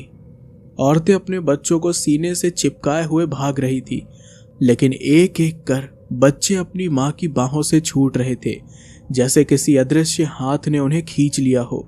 गांव के बुजुर्गों ने ढोल नगाड़े बजाकर मंत्र पढ़कर उसे रोकने की कोशिश की, लेकिन तालाब का पानी और उफान मारने लगा। लहरें इतनी ऊंची उठी जैसे किसी समुद्र में तूफान आ गया हो। मैं, नाथा काका और कुछ नौजवान मिलकर मंदिर की घंटी बजाने लगे। तो काका बोले, उसकी मौत तालाब में हुई थी, उसकी आत्मा का वास भी तालाब में है। अगर तालाब को बंद कर दिया जाए तो उसका रास्ता कट जाएगा। हम सब मिट्टी और पत्थर उठाकर तालाब के घाट को भरने लगे, लेकिन तभी रंधोरीन हमारे सामने आ गई। उसकी लंबी गीली लटें जमीन पर रेंग रही थी, चेहरा सड़ा हुआ, आंखें खून की तरह लाल। उसकी गोद में 5-6 बच्चे थे, सबके गले टेढ़े, आंखें बाहर निकली हुई। वो चीखी, तुम्हें लगता है कि मिट्टी से मुझे रोकोगे? मैं तो इस मिट्टी में ही दफन हूं। उसकी चीख से मंदिर की घंटी अपने आप टूटकर गिर गई। लोग डर से बेहोश होने लगे। नाथा काका कांपते हुए बोले, अब सिर्फ एक ही उपाय है, किसी को अपनी जान देकर ही इसका बदला पूरा करना होगा। इतना सुनते ही काका ने खुद तालाब में छलांग लगा दी। तालाब का पानी अचानक लाल हो गया। रंधोरीन ने काका को पकड़कर गहराई में खींच लिया। उनकी चीखें कुछ देर तक सुनाई दी और फिर सब शांत हो गया। अचानक तालाब का पानी स्थिर हो गया। रंधोरीन की परछाई गायब हो गई। बच्चे मां की गोद में लौट आए। गांव में फिर से सन्नाटा छा गया।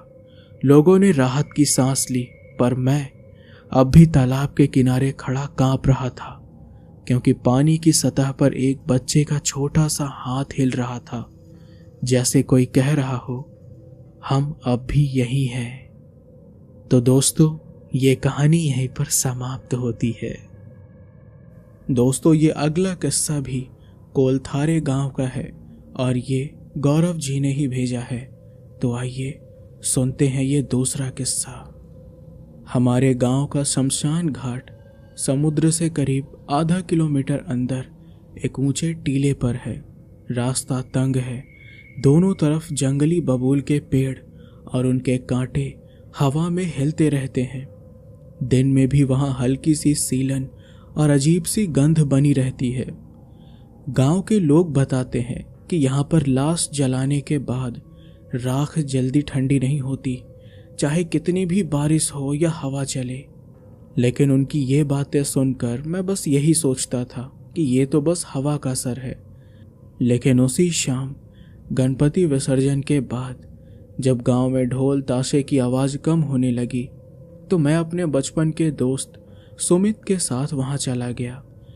जैसे ही हम दोनों ने शमशान के पत्थर के फाटक को पार किया, ठंडी हवा का तेज झोंका हमारे चेहरे से टकराया।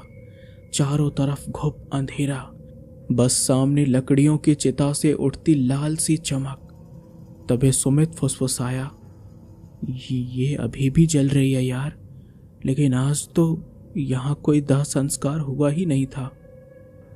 मैंने गौर किया तो वहाँ कोई भी नहीं था, न कोई शव, न पंडित, बस जलती हुई लकड़ियों के बीच राख का ढेर, और उस राख से हल्की सी भाप निकल रही थी।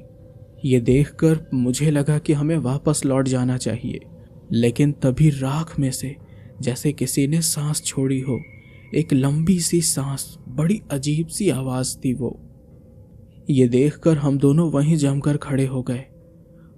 वो आवाज इतनी साफ थी जैसे कोई पास खड़ा होकर कान में फूंक मार रहा हो। सुमित ने कांपती हुई आवाज में कहा, यार चल वापस चलते हैं, ये जगह ठीक नहीं है। मैंने टॉर्च का स्विच ऑन किया, लेकिन रोशनी बस कुछ फीट आगे जाकर बुझ सी जाती थी, जैसे धुंध ने निगल लिया हो।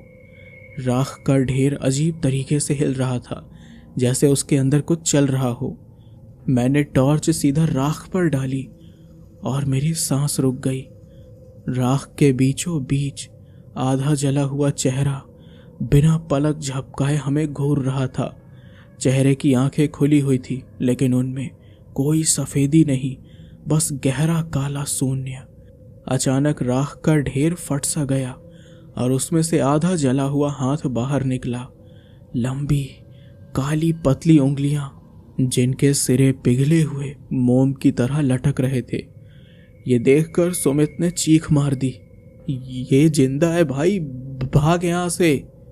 हम दोनों पीछे मुड़े ही थे कि हमारे पीछे का पत्थर का फाटक अपने आप बंद हो गया। फाटक के बंद होते ही इतनी गहरी थपाक की आवाज आई कि जमीन हल्की सी कांप गई। मैंने झट से फाटक को धक्का मारा, लेकिन वो 1 इंच भी नहीं हिला। पीछे से राख में खुरचने जैसी आवाज आई।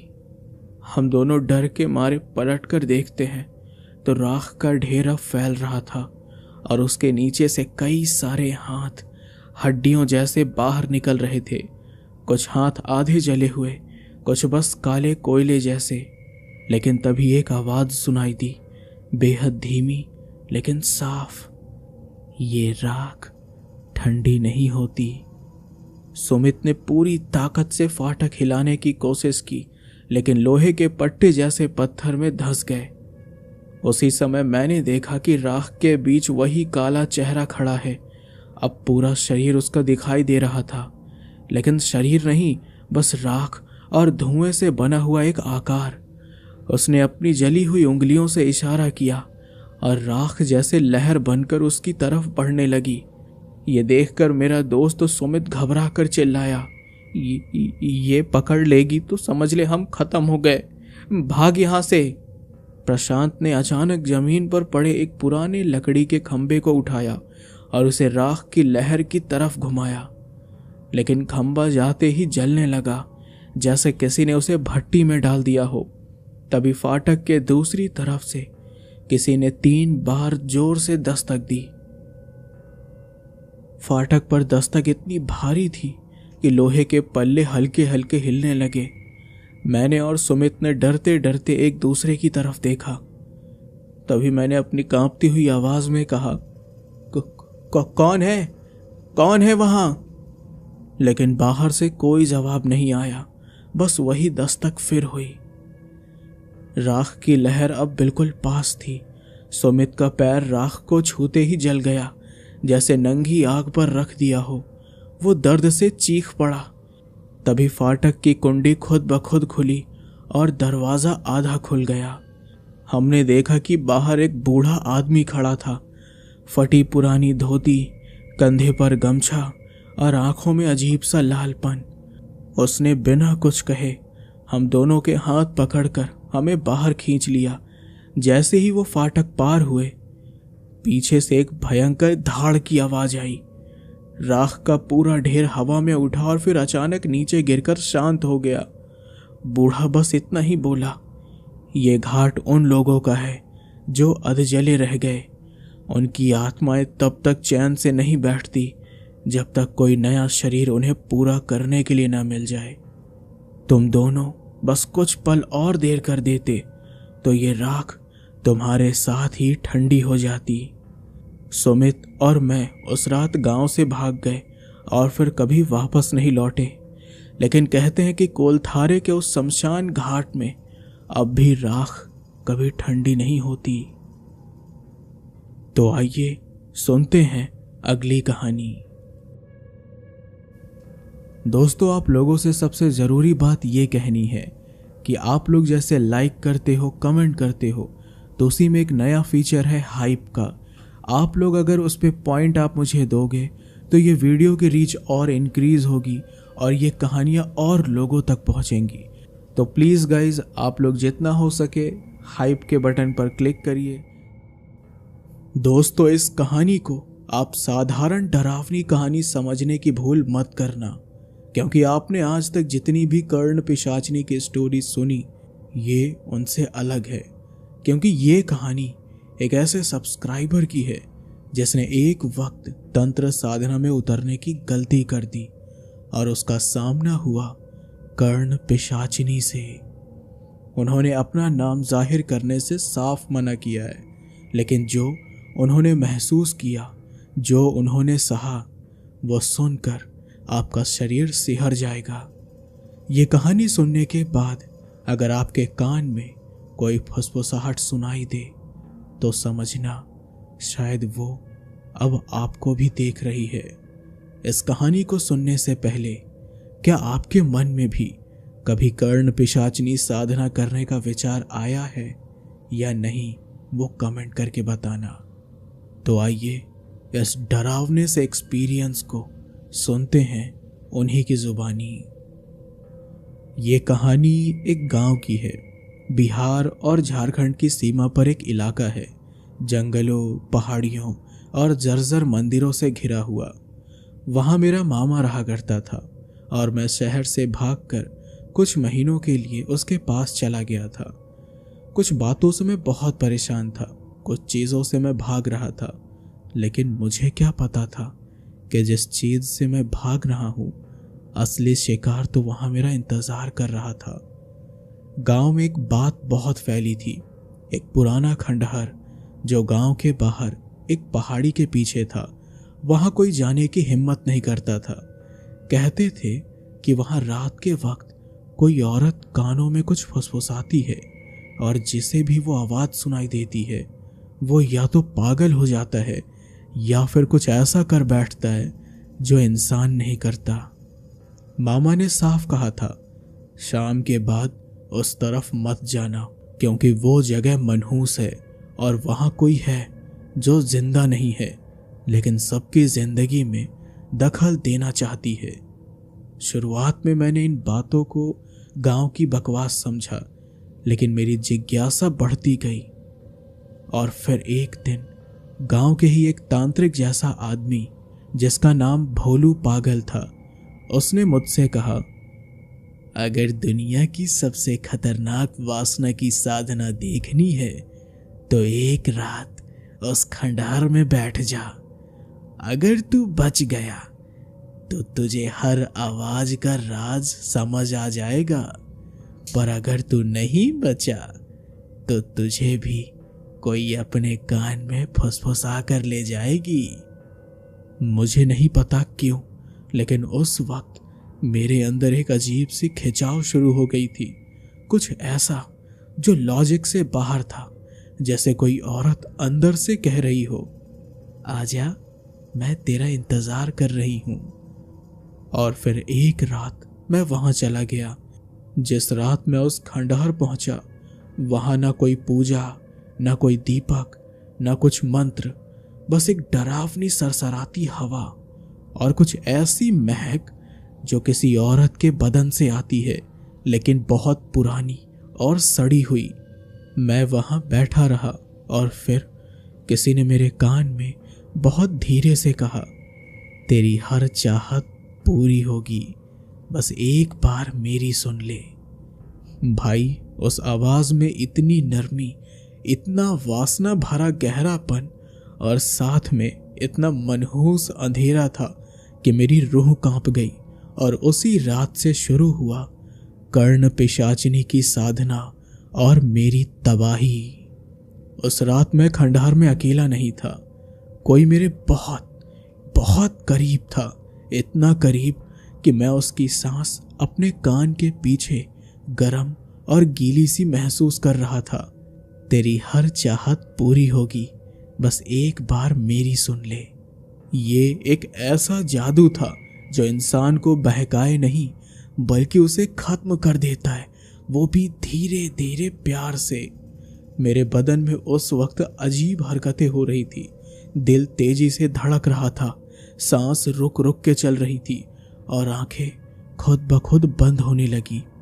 मैंने डर के मारे आंखें खोलने की कोशिश की, लेकिन उस खंडहर की हवा अब हवा नहीं, वासना बन चुकी थी। और फिर अचानक कुछ छुआ मुझे, बिल्कुल मेरी गर्दन के पास, जैसे कोई अपनी उंगलियां धीरे धीरे मेरे गले के पास से नीचे की ओर खिसका रहा हो। भाई, मैं बता नहीं सकता उस स्पर्श में कितना डर था और कितना लालच। जैसे कोई औरत तुम्हें अपनी बाहों में भर रही हो, लेकिन वो औरत जिंदा नहीं हो। तू बोल, तुझे क्या चाहिए? उसने बड़ी धीमे से फुसफुसाया। मैंने डर के मारे चिल्लाना चाहा, लेकिन मुंह से आवाज ही नहीं निकली। मेरे हाथ पांव सुन्न हो चुके थे और तभी अचानक किसी औरत की परछाई एक टूटी हुई दीवार के पीछे से उभरी। बिल्कुल काला लहंगा, लंबे बाल और इतना अंधेरा चेहरा कि कुछ भी साफ नजर नहीं आ रहा था। लेकिन उसकी चाल, भाई, उसकी चाल में वो लचक थी जैसे वो नाच रही हो, लेकिन वो नाच किसी की मौत के लिए था। फिर वो सामने आकर खड़ी हो गई, सिर्फ 5-6 कदम दूर, और बिना कुछ कहे उसने अपना हाथ उठाया और कान के पास लाकर कुछ और कहा, अब तू मुझे साध या मैं तुझे साध लूं। भाई, उस वक्त मैं जानता ही नहीं था कि अब क्या हो रहा है। उसके बाद क्या हुआ वो मैं आज तक पूरी तरह याद नहीं कर पाया।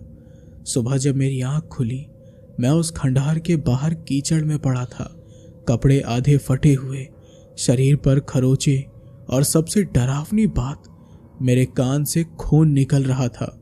मुझे कुछ समझ नहीं आया, लेकिन वो तो बस शुरुआत थी।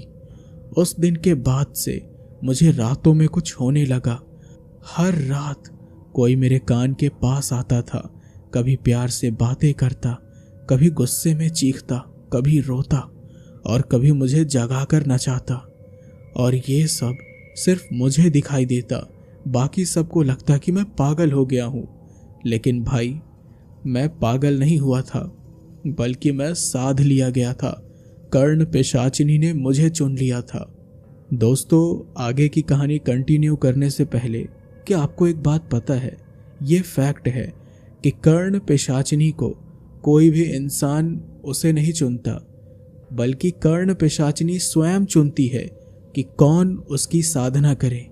यानी कर्ण पिशाचिनी अपना साधक खुद चुनती है। तो दोस्तों, आप लोग इस कहानी को ध्यान से सुनिएगा।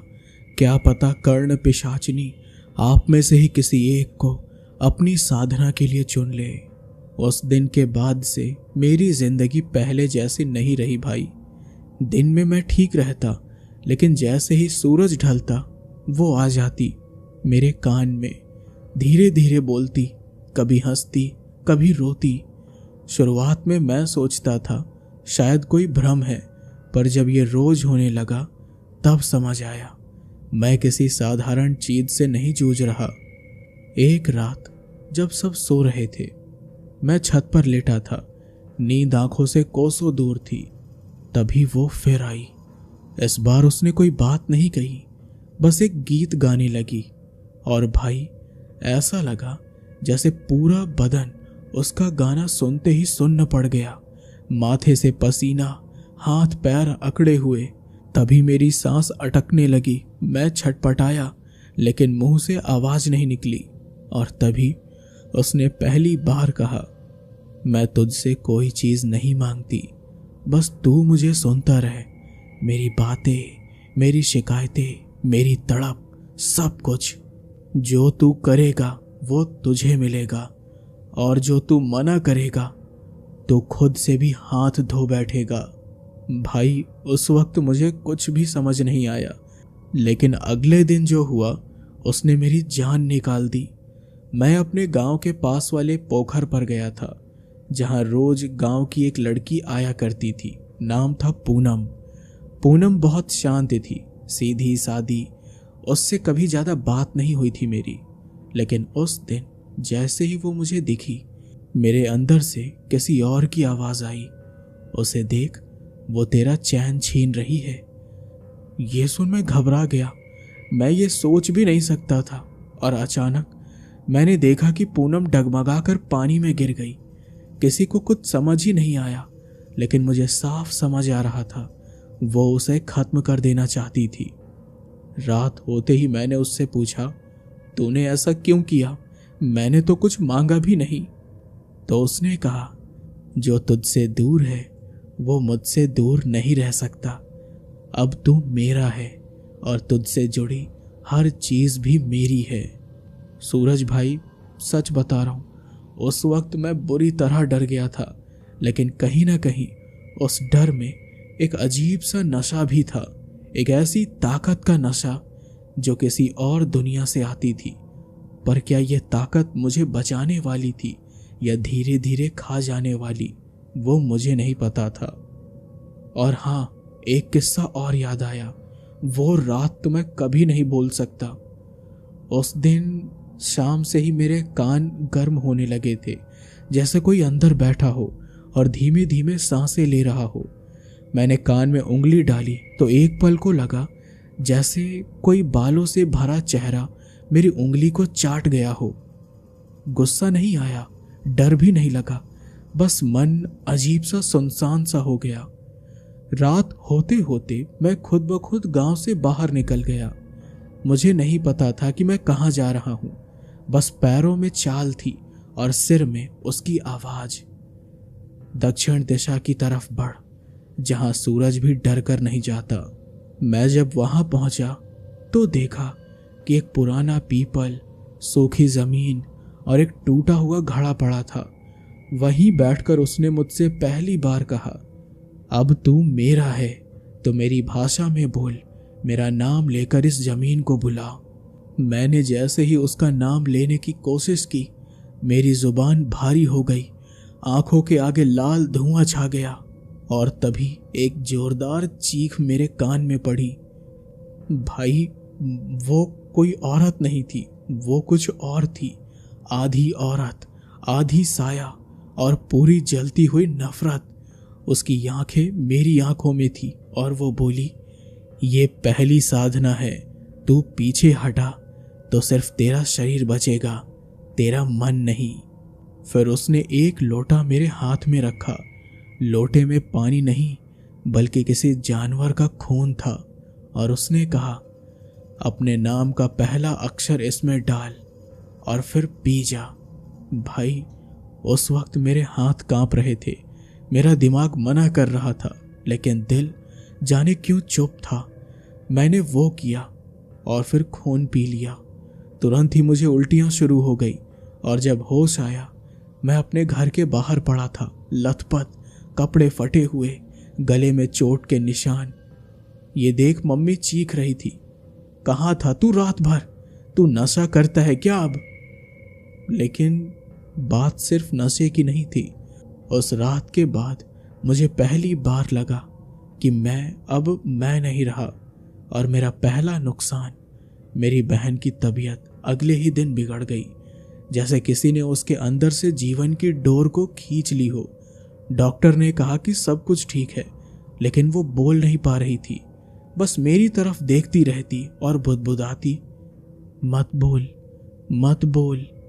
तब मुझे समझ आया, मैंने उसकी पहली बात नहीं मानी थी और अब उसकी पहली सजा शुरू हो गई थी। भाई, उस दिन के बाद से कुछ भी नॉर्मल नहीं रहा। मैं लोगों से मिल रहा था, बात कर रहा था, हंस भी रहा था, लेकिन अंदर से जैसे कोई और ही मुझे कंट्रोल कर रहा था, जैसे मैं अब अपना शरीर किराए पर दे चुका हूँ। और फिर तीसरे दिन रात को जब सब सो चुके थे, वो फिर से आई। कोई आहट नहीं, कोई परछाई नहीं, बस मेरे कान में फिर वही गर्म सांसों की गंध आई और उसने कहा, अब तू तैयार है? एक वचन दे मुझे। ये सुन मैं चौंका। कैसा वचन? मैंने डरते हुए पूछा। यह सुनकर वो हंसी, लेकिन उस हंसी में शरारत नहीं थी, एक धीमी गूंगी नफरत थी। वचन ये कि जब भी मैं तुझे बोलूं तो किसी भी औरत की बात नहीं मानेगा, चाहे वो तेरी माँ ही क्यों ना हो, और अगर मानेगा तो उस औरत की मौत तेरे नाम से जुड़ जाएगी। भाई उस वक्त मेरे रोंगटे खड़े हो गए। मैंने कहा, माँ? मतलब मेरी माँ की भी? उसने मेरी बात पूरी होने से पहले ही कहा, अगर तू मुझे छोड़कर किसी और की बात मानेगा तो वो तेरी माँ हो या बहन, कोई नहीं बचेगा। मुझे कुछ समझ नहीं आया, लेकिन न जाने क्यों मेरे मुंह से ठीक है निकल गया।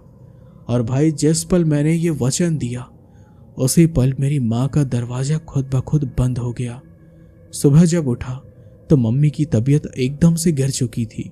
डॉक्टर ने कहा कि ब्लड प्रेशर लो है, कुछ तो घबराहट है। लेकिन भाई असल बात तो ये थी कि माँ ने रात में सपना देखा था कि कोई औरत उनके कान में बोल रही है, तेरा बेटा अब मेरा है, तुझे चुप रहना होगा। मेरी माँ ने सुबह मुझसे कहा, तो किसी गलत रास्ते पर जा रहा है क्या बेटा, वो तुझे खा जाएगी। और भाई मैं कुछ कह ही नहीं पाया, क्योंकि मेरे दिल के अंदर से एक औरत की आवाज़ गूंज रही थी, अगर अब तू कुछ बोला तो तेरा वचन टूटेगा और फिर मैं तेरी माँ को ले जाऊंगी। इसलिए मैं डर के मारे चुप रह गया, और पहली बार मुझे लगा कि अब मैं किसी का बेटा नहीं रहा, मैं अब सिर्फ उसका साधक था। वैसे ये बात मैंने बहुत देर में समझी कि कर्ण पिशाचिनी की साधना कोई मजाक नहीं होती। उस दिन रात को मैं छत पर अकेला बैठा था और वो फिर से आई।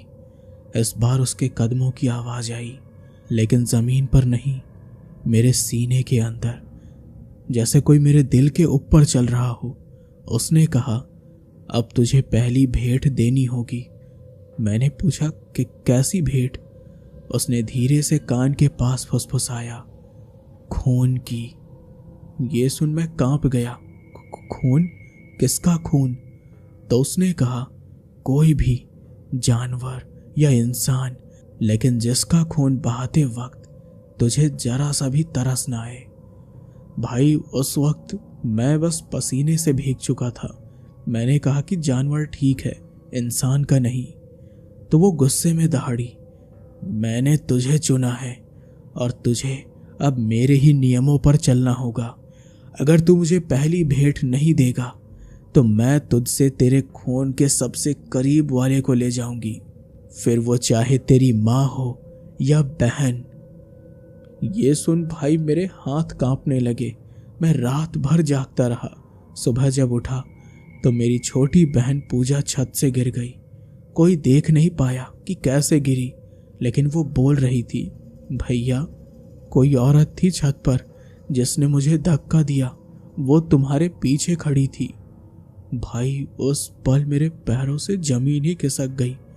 मेरी बहन आईसीयू में थी और डॉक्टर बोले कि 2 दिन और देर हो जाती तो ये बचती नहीं। अब मेरे पास 2 रास्ते थे, या तो कोई भेंट दूं या फिर अगली बार मेरी माँ की बारी हो। मैंने झूठ बोला, चोरी से एक जंगली बकरे को काटा और उसका खून उसी पीपल के नीचे चढ़ाया जहां मैंने पहली बार साधना शुरू की थी।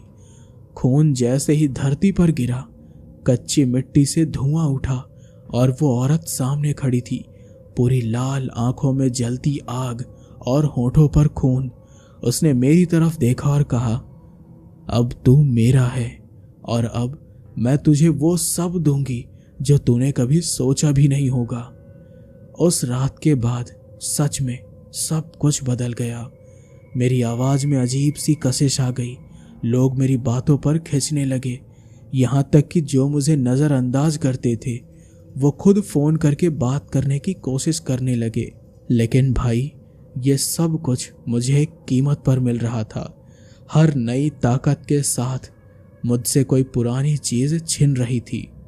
उस रात जब मैंने कर्ण पिशाचिनी को जंगली बकरे की बलि दी तो उसने मुझसे कहा, अब मैं उसका हो गया हूँ उसके अगले ही दिन मेरी जिंदगी में एक नई लड़की आई। नाम था अनामिका।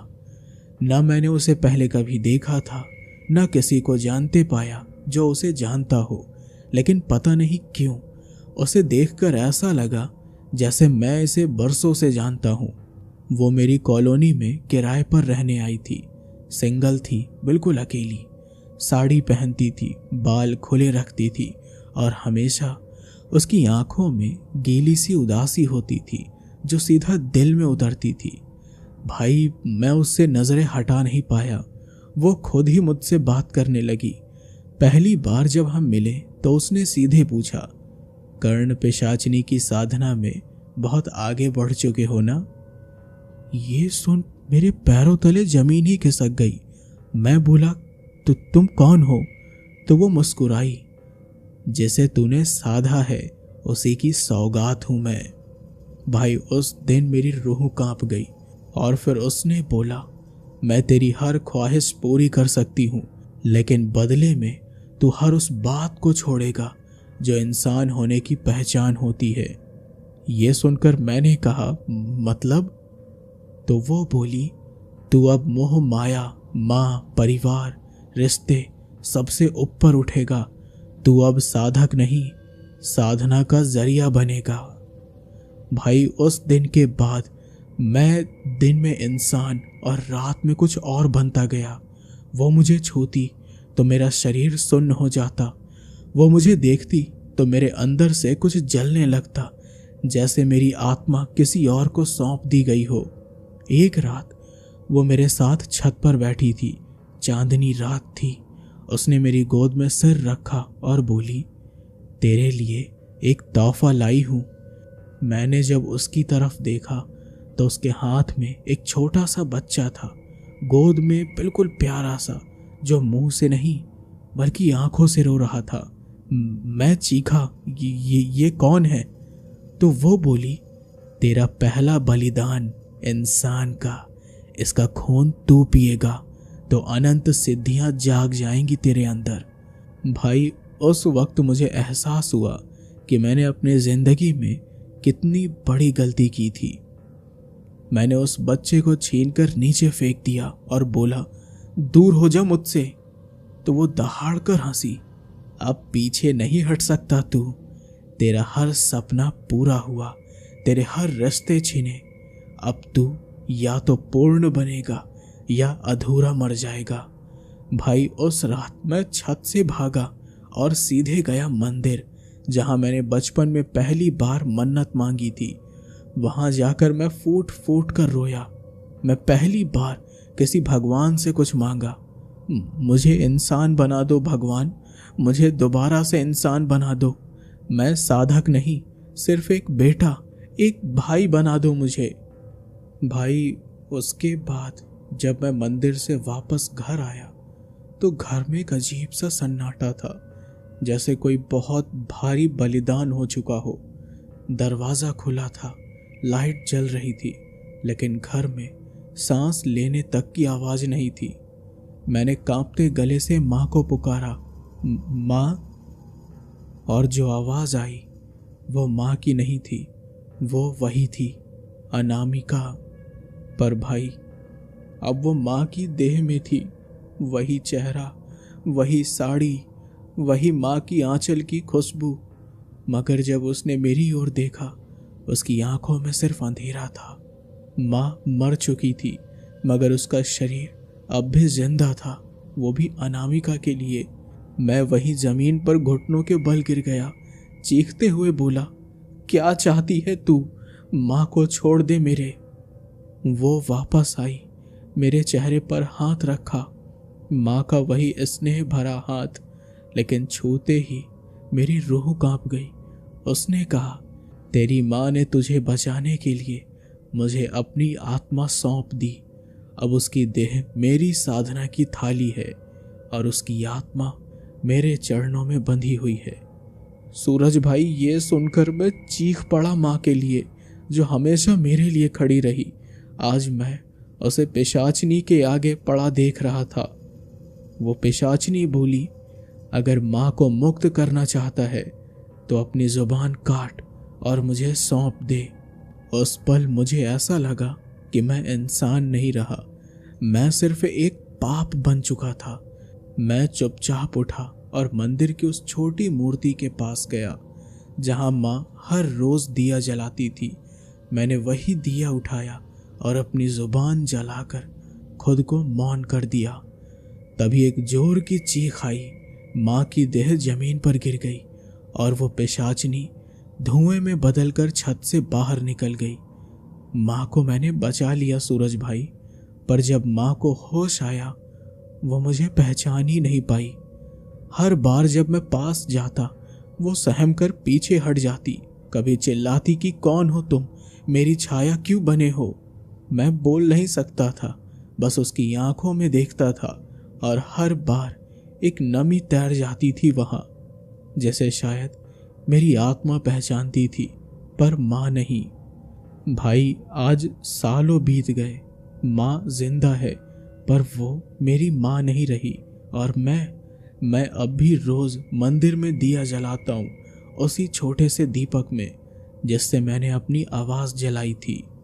तो भाई अगर तुम सोच रहे हो कि कर्ण पिशाचनी की साधना से तुम्हें शक्ति मिलेगी, तो याद रखना ये साधना तुझे वो सब कुछ देगी जिसकी तूने कभी कल्पना भी नहीं की होगी, लेकिन बदले में वो तुझसे वो छीनेगी जिसके बिना तू तिल तिल मरता रहेगा। माँ की पहचान, तेरी जुबान, तेरी आत्मा, सब कुछ। भाई इस कहानी को सुनने के बाद अगर आपके मन में थोड़ा सा भी इन साधक के बारे में दया आई हो तो कमेंट में सिर्फ ये लिखना, मैं तंत्र नहीं माँ की ममता चुनता हूँ। तो आइए कर्ण पिशाचिनी का ही एक और दूसरा डरावना किस्सा सुनते हैं। भाई मैं बहुत कुछ सह चुका हूँ और आज जब तुम्हें ये कहानी भेज रहा हूँ तो मेरी हालत देख के कोई कह नहीं सकता कि कभी मैं भी हंसता था, दौड़ता था, सब कुछ करता था, लेकिन अब तो बस एक अधूरी लाश बची है मुझ में। मेरा नाम अजय है। मैं झारखंड के गिरिडीह जिले के एक छोटे से गांव बेनी पोखर से हूँ। मेरी उम्र इस वक्त 45 साल है और इस उम्र तक मैंने जितना जिया उतना शायद कोई मरने के बाद भी न भुगते। आज से ठीक 12 साल पहले मेरी जिंदगी एक मोड़ पे आई और उस मोड़ का नाम था कर्ण पिशाचिनी की साधना। ये कहानी मैं तुम्हें क्यों सुना रहा हूँ, क्योंकि अब मुझ में कुछ बचा ही नहीं, न हिम्मत, न घुटनों में ताकत और न ही अब डर बचा है।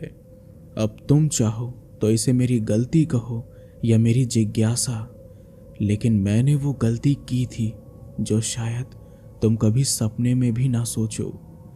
मैं तब 33 साल का था, शादी नहीं हुई थी मेरी, माँ बाप बहुत पहले मर गए थे, एक छोटा सा घर बचा था और खेत की ज़मीन। मैं पूजा पाठ में बहुत लगाव रखता था, तंत्र मंत्र में भी थोड़ा बहुत दिलचस्पी रखता था, लेकिन उस वक्त मैं अंदर ही अंदर बहुत अकेला महसूस करता था। एक अधूरी सी भूख थी जो सिर्फ शरीर की नहीं थी, मन की भी थी। एक बार गांव के पास एक तांत्रिक आया, काला कपड़ा पहने, गले में मुंड माला। वो लोगों को दूर से देखता था और कहता था जैसे जीवन की कोई भी कमी हो वो कर्ण पिशाचिनी को साध ले और फिर देखो कैसे जिंदगी बदलती है। मुझे उसकी बातों में एक ऐसा खिंचाव महसूस हुआ कि मैं खिंचता चला गया। उसने मेरी आंखों में देखा और बोला, तू अकेला है, भूखा है और तेरे अंदर एक अधूरी कामना है। कर्ण पिशाचिनी उसे पूरा करेगी, बस साधना पूरी कर ले। मैं बेवकूफ नहीं था, पर पता नहीं क्यों उस दिन मेरी सोच किसी और ने पकड़ ली थी। मैंने हाँ कर दी। साधना की तैयारी में 7 दिन लगे। वो तांत्रिक मुझे एक सुनसान जंगल के कोने में ले गया जहाँ एक पुराना वीरान कुआं था। चारों तरफ झाड़ियाँ, कांटे और जंगली चुप्पी। उसने मुझे एक विशेष मंत्र दिया, कुछ व्रत और एक विशेष रात, अमावस्या की रात, जब कर्ण पिशाचिनी को बुलाया जा सकता था। और फिर आई वो रात। मैंने उस रात कुछ ऐसा देखा, कुछ ऐसा महसूस किया जिसकी वजह से मैं अब जिंदगी भर के लिए लंगड़ा हो चुका हूँ। उस रात मैं पूरी तैयारी के साथ उस वीरान कुएं के पास पहुंचा। काली अमावस्या थी, आसमान में तारे तक डर के मारे छुप गए थे। जंगल की हवा में अजीब सी गंध थी, जैसे सड़े मांस और केवड़े की मिलीजुली बदबू। तांत्रिक ने मुझे अकेला छोड़ दिया था। उसने कहा था, तेरा मन डगमगाया तो जान जाएगी, लेकिन अगर तू टिक गया तो कर्ण पिशाचिनी तुझसे प्रसन्न होगी और तेरे जीवन की हर अधूरी इच्छा पूरी करेगी। मैंने चुपचाप आसन जमाया, आंखें बंद की और वो मंत्र जपने लगा जो उसने दिया था। ओम कर्ण पिशाचिनी नमः। हर मंत्र के साथ जंगल की हवा और भारी होती जा रही थी। पत्तियां हिलने लगी, झाड़ियां सरसराने लगी और फिर एक झटका, जैसे किसी ने पीछे से मेरी गर्दन पकड़ ली हो। मैंने डरते हुए आंखें खोली और उसे पहली बार देखा। सामने एक औरत खड़ी थी, काले लंबे खुले बाल, चेहरा आधा साया आधा हुस्न। उसकी आंखें लाल धधकती हुई और होंठ लाल नहीं, जैसे किसी ने खून में डुबोकर रंगे हों। उसका शरीर नग्न मगर एक अजीब आकर्षण से ढका हुआ था। वो मुस्कुरा रही थी, लेकिन वो मुस्कान नहीं बल्कि एक नंगी भूख थी। वो धीरे धीरे मेरी ओर झुकी और बोली, मैं आ गई हूँ क्योंकि तूने मुझे बुलाया है, और अब तुझे वो मिलेगा जो तेरी आत्मा सालों से तरस रही थी। मैं मंत्र भूल गया था, सांस लेना भी भूल गया। उसकी आवाज में एक ऐसा रस था जो कानों से होता हुआ मेरे पूरे शरीर में दौड़ गया। वो मेरे बहुत पास आ चुकी थी। उसका गर्म सांस मेरे गले में महसूस हो रहा था। उसने मेरी छाती पर हाथ रखा और जैसे ही उसका स्पर्श हुआ, एक झटका, मेरे दोनों पैर सुन्न पड़ गए। मैं जोर से चीखा, लेकिन आवाज नहीं निकली। वो हंसी, जोर से हंसी। सिर्फ शरीर नहीं चाहिए था ना तुझे, अब ले, पूरी सजा भी भुगत। मैं जमीन पर गिर पड़ा, तड़पता रहा। मेरी टांगें बिल्कुल बेजान हो चुकी थी और वो मेरे ऊपर झुकी रही। उसका शरीर, उसकी सांसें, उसका क्रूर हंसना, सब मेरे ऊपर भारी हो रहा था। वो मुझे नहीं छोड़ रही थी। हर रात वो आती, हर रात मुझे मजबूर करती कि मैं उसे फिर से बुलाऊं, और हर बार वो मेरी आत्मा का एक टुकड़ा चूस कर ले जाती और मैं कुछ भी नहीं कर सकता था। लाचार, अपाहिज और अब उसका गुलाम। उसे गए 2 हफ्ते हो चुके थे। हर रात वो आती और हर बार मैं थोड़ा और टूट जाता। मेरी टांगें अब सिर्फ 2 बेजान लकड़ियां थी, हिल भी नहीं सकती थी। अब मेरी ये हालत देखकर गांव वालों को लगने लगा था कि मैंने किसी वहशत को छेड़ दिया है। कहते थे, जिसके ऊपर कर्ण पिशाचिनी चढ़ती है वो आदमी नहीं रहता, बस एक खोखला शरीर बन जाता है। मैं एक वीरान खंडहर में पड़ा रहता था जहाँ कोई आता जाता नहीं था, बस वो आती थी। पर उस रात कुछ अलग हुआ। मैं लेटा हुआ था बिल्कुल अधमरा, जब खंडहर के दरवाजे पर किसी की आहट सुनाई दी। लेकिन ये वो नहीं थी। ये आहट बहुत धीमी, बहुत नरम थी। मैंने आंखें खोली तो एक औरत खड़ी थी।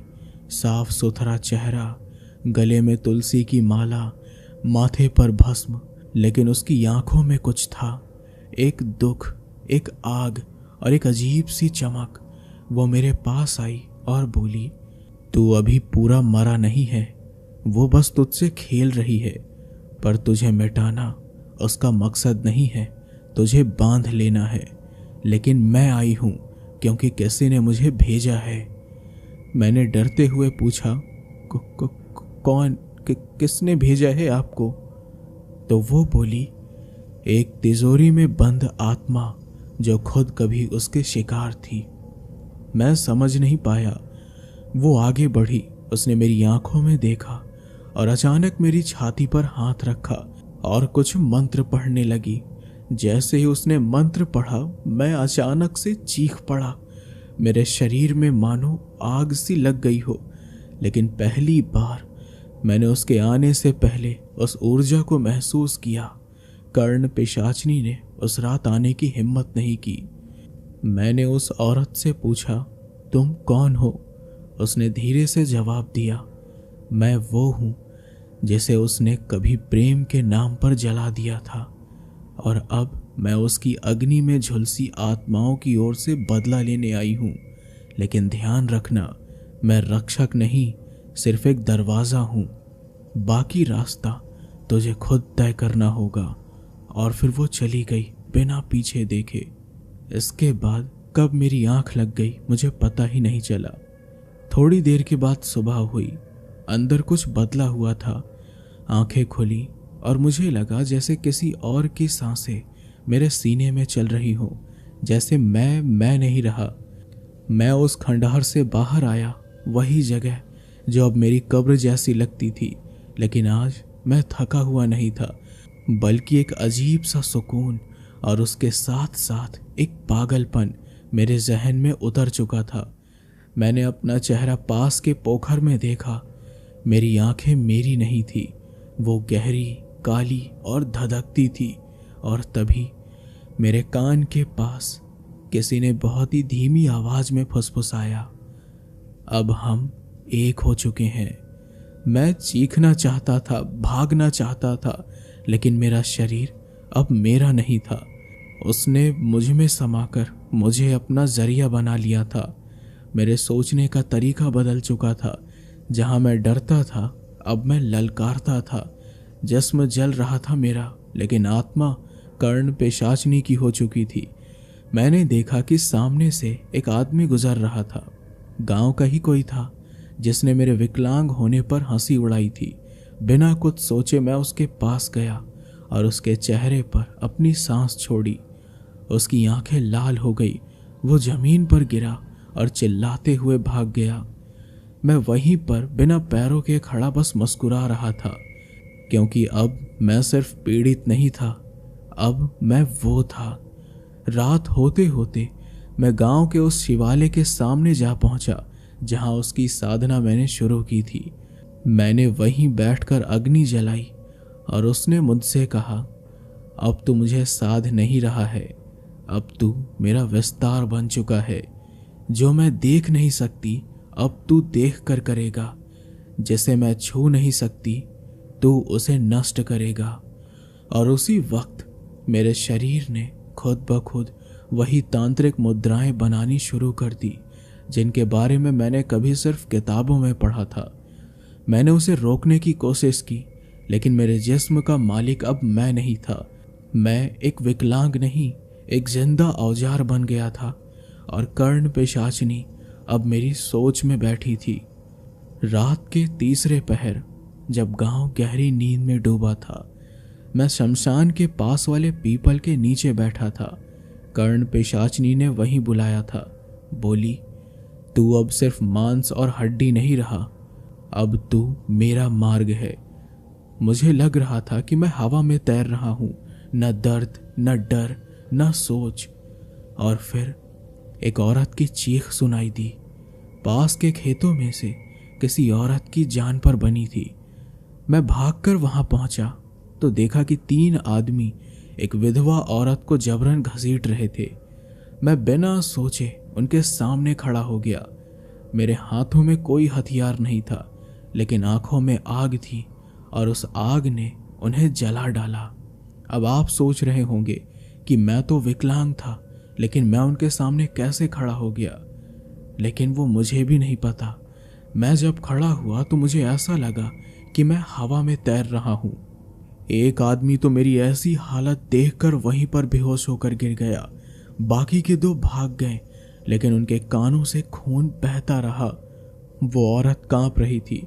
मैंने कुछ नहीं कहा, बस देखा और वो डरते डरते मेरे पैरों में गिर गई। उसने कहा कि आप कोई इंसान नहीं है। वो सही कह रही थी।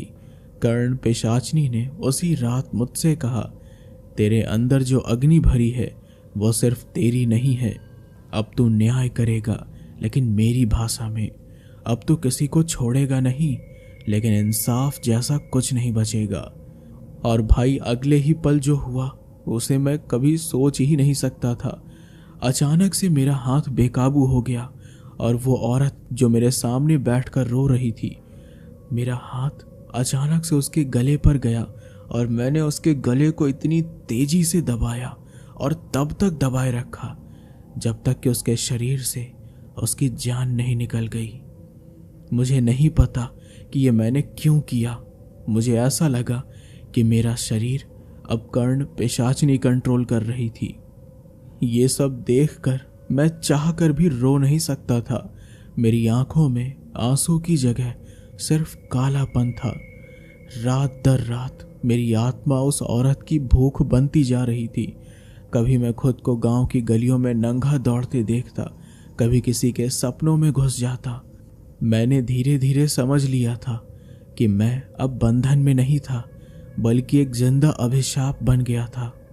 और भाई, सबसे घिनौनी बात तो ये कि जब मैंने अगली रात 2 मासूम बच्चों को डराकर उनकी माँ के गर्भ को गिरा दिया तो मुझे खुद से घिन आने लगी। मुझसे अब ये सब बर्दाश्त नहीं हो रहा था। मैंने वो गांव छोड़ दिया, न किसी को बताया, न पीछे मुड़कर देखा। फिर मैंने एक बस्ता लिया और अपनी बैसाखी और बस में बैठ गया, कहीं भी, एकदम दूर, बस उस औरत से दूर। लेकिन पहली ही रात जिस धर्मशाला में मैं रुका था, उसके अंदर की दीवारों पर खून से लिखा था, तू तो मुझसे भाग ही नहीं सकता। ये पढ़कर मैं कांप गया। मैंने खुद को शीशे में देखा। चेहरा मेरा था, लेकिन आंखें उसकी, बिल्कुल वैसी जैसे उस रात शमशान में देखा था, काली, गीली और प्यास से भरी हुई। मेरे अंदर का हर कोना उस कर्ण पिशाचनी का विस्तार बन चुका था। अब मेरा शरीर सिर्फ मेरा नहीं था।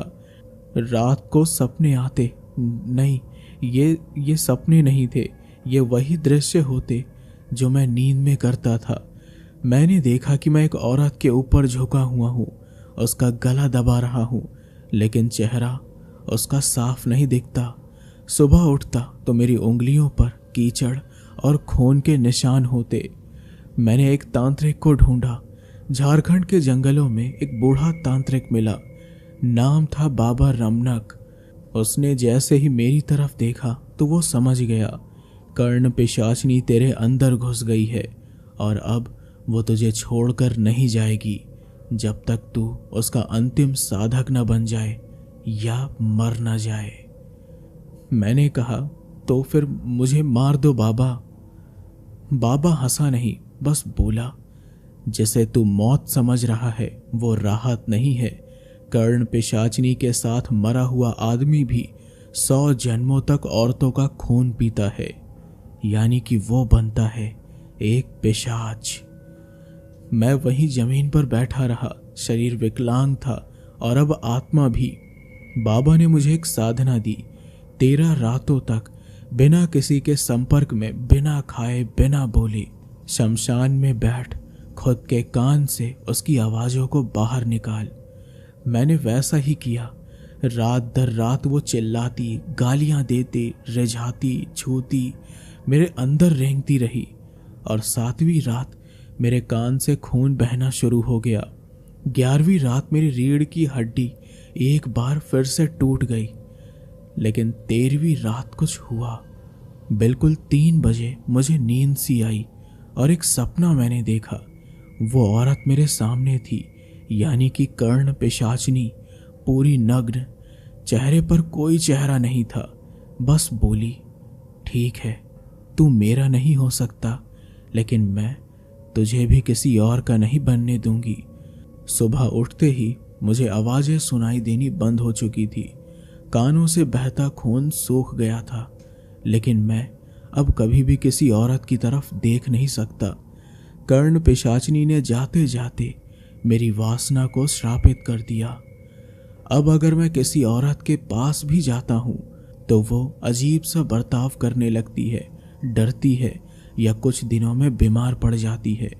और भाई सच कहूँ तो मैंने अभी तक शादी नहीं की। और ये कहानी मैं सिर्फ इसलिए बता रहा हूँ क्योंकि जो युवा अब इंटरनेट देखकर ऐसे तंत्रों में घुसते हैं, उन्हें ये बिल्कुल नहीं पता कि ये कोई खेल नहीं है, ये शरीर और आत्मा दोनों को जला देने वाला सौदा है। तो दोस्तों, उम्मीद है कि आपको ये कहानी ज़रूर पसंद आई होगी। आपने कर्ण पिशाचनी के लिए बहुत सारा डिमांड किया था, तो मैंने सोचा क्यों ना मैं आप लोगों के लिए कर्ण पिशाचनी का बिल्कुल खौफनाक एक्सपीरियंस लेकर आऊं। तो उम्मीद है कि आपको पसंद आया होगा। तो प्लीज़ वीडियो को लाइक, शेयर एंड सब्सक्राइब ज़रूर करिए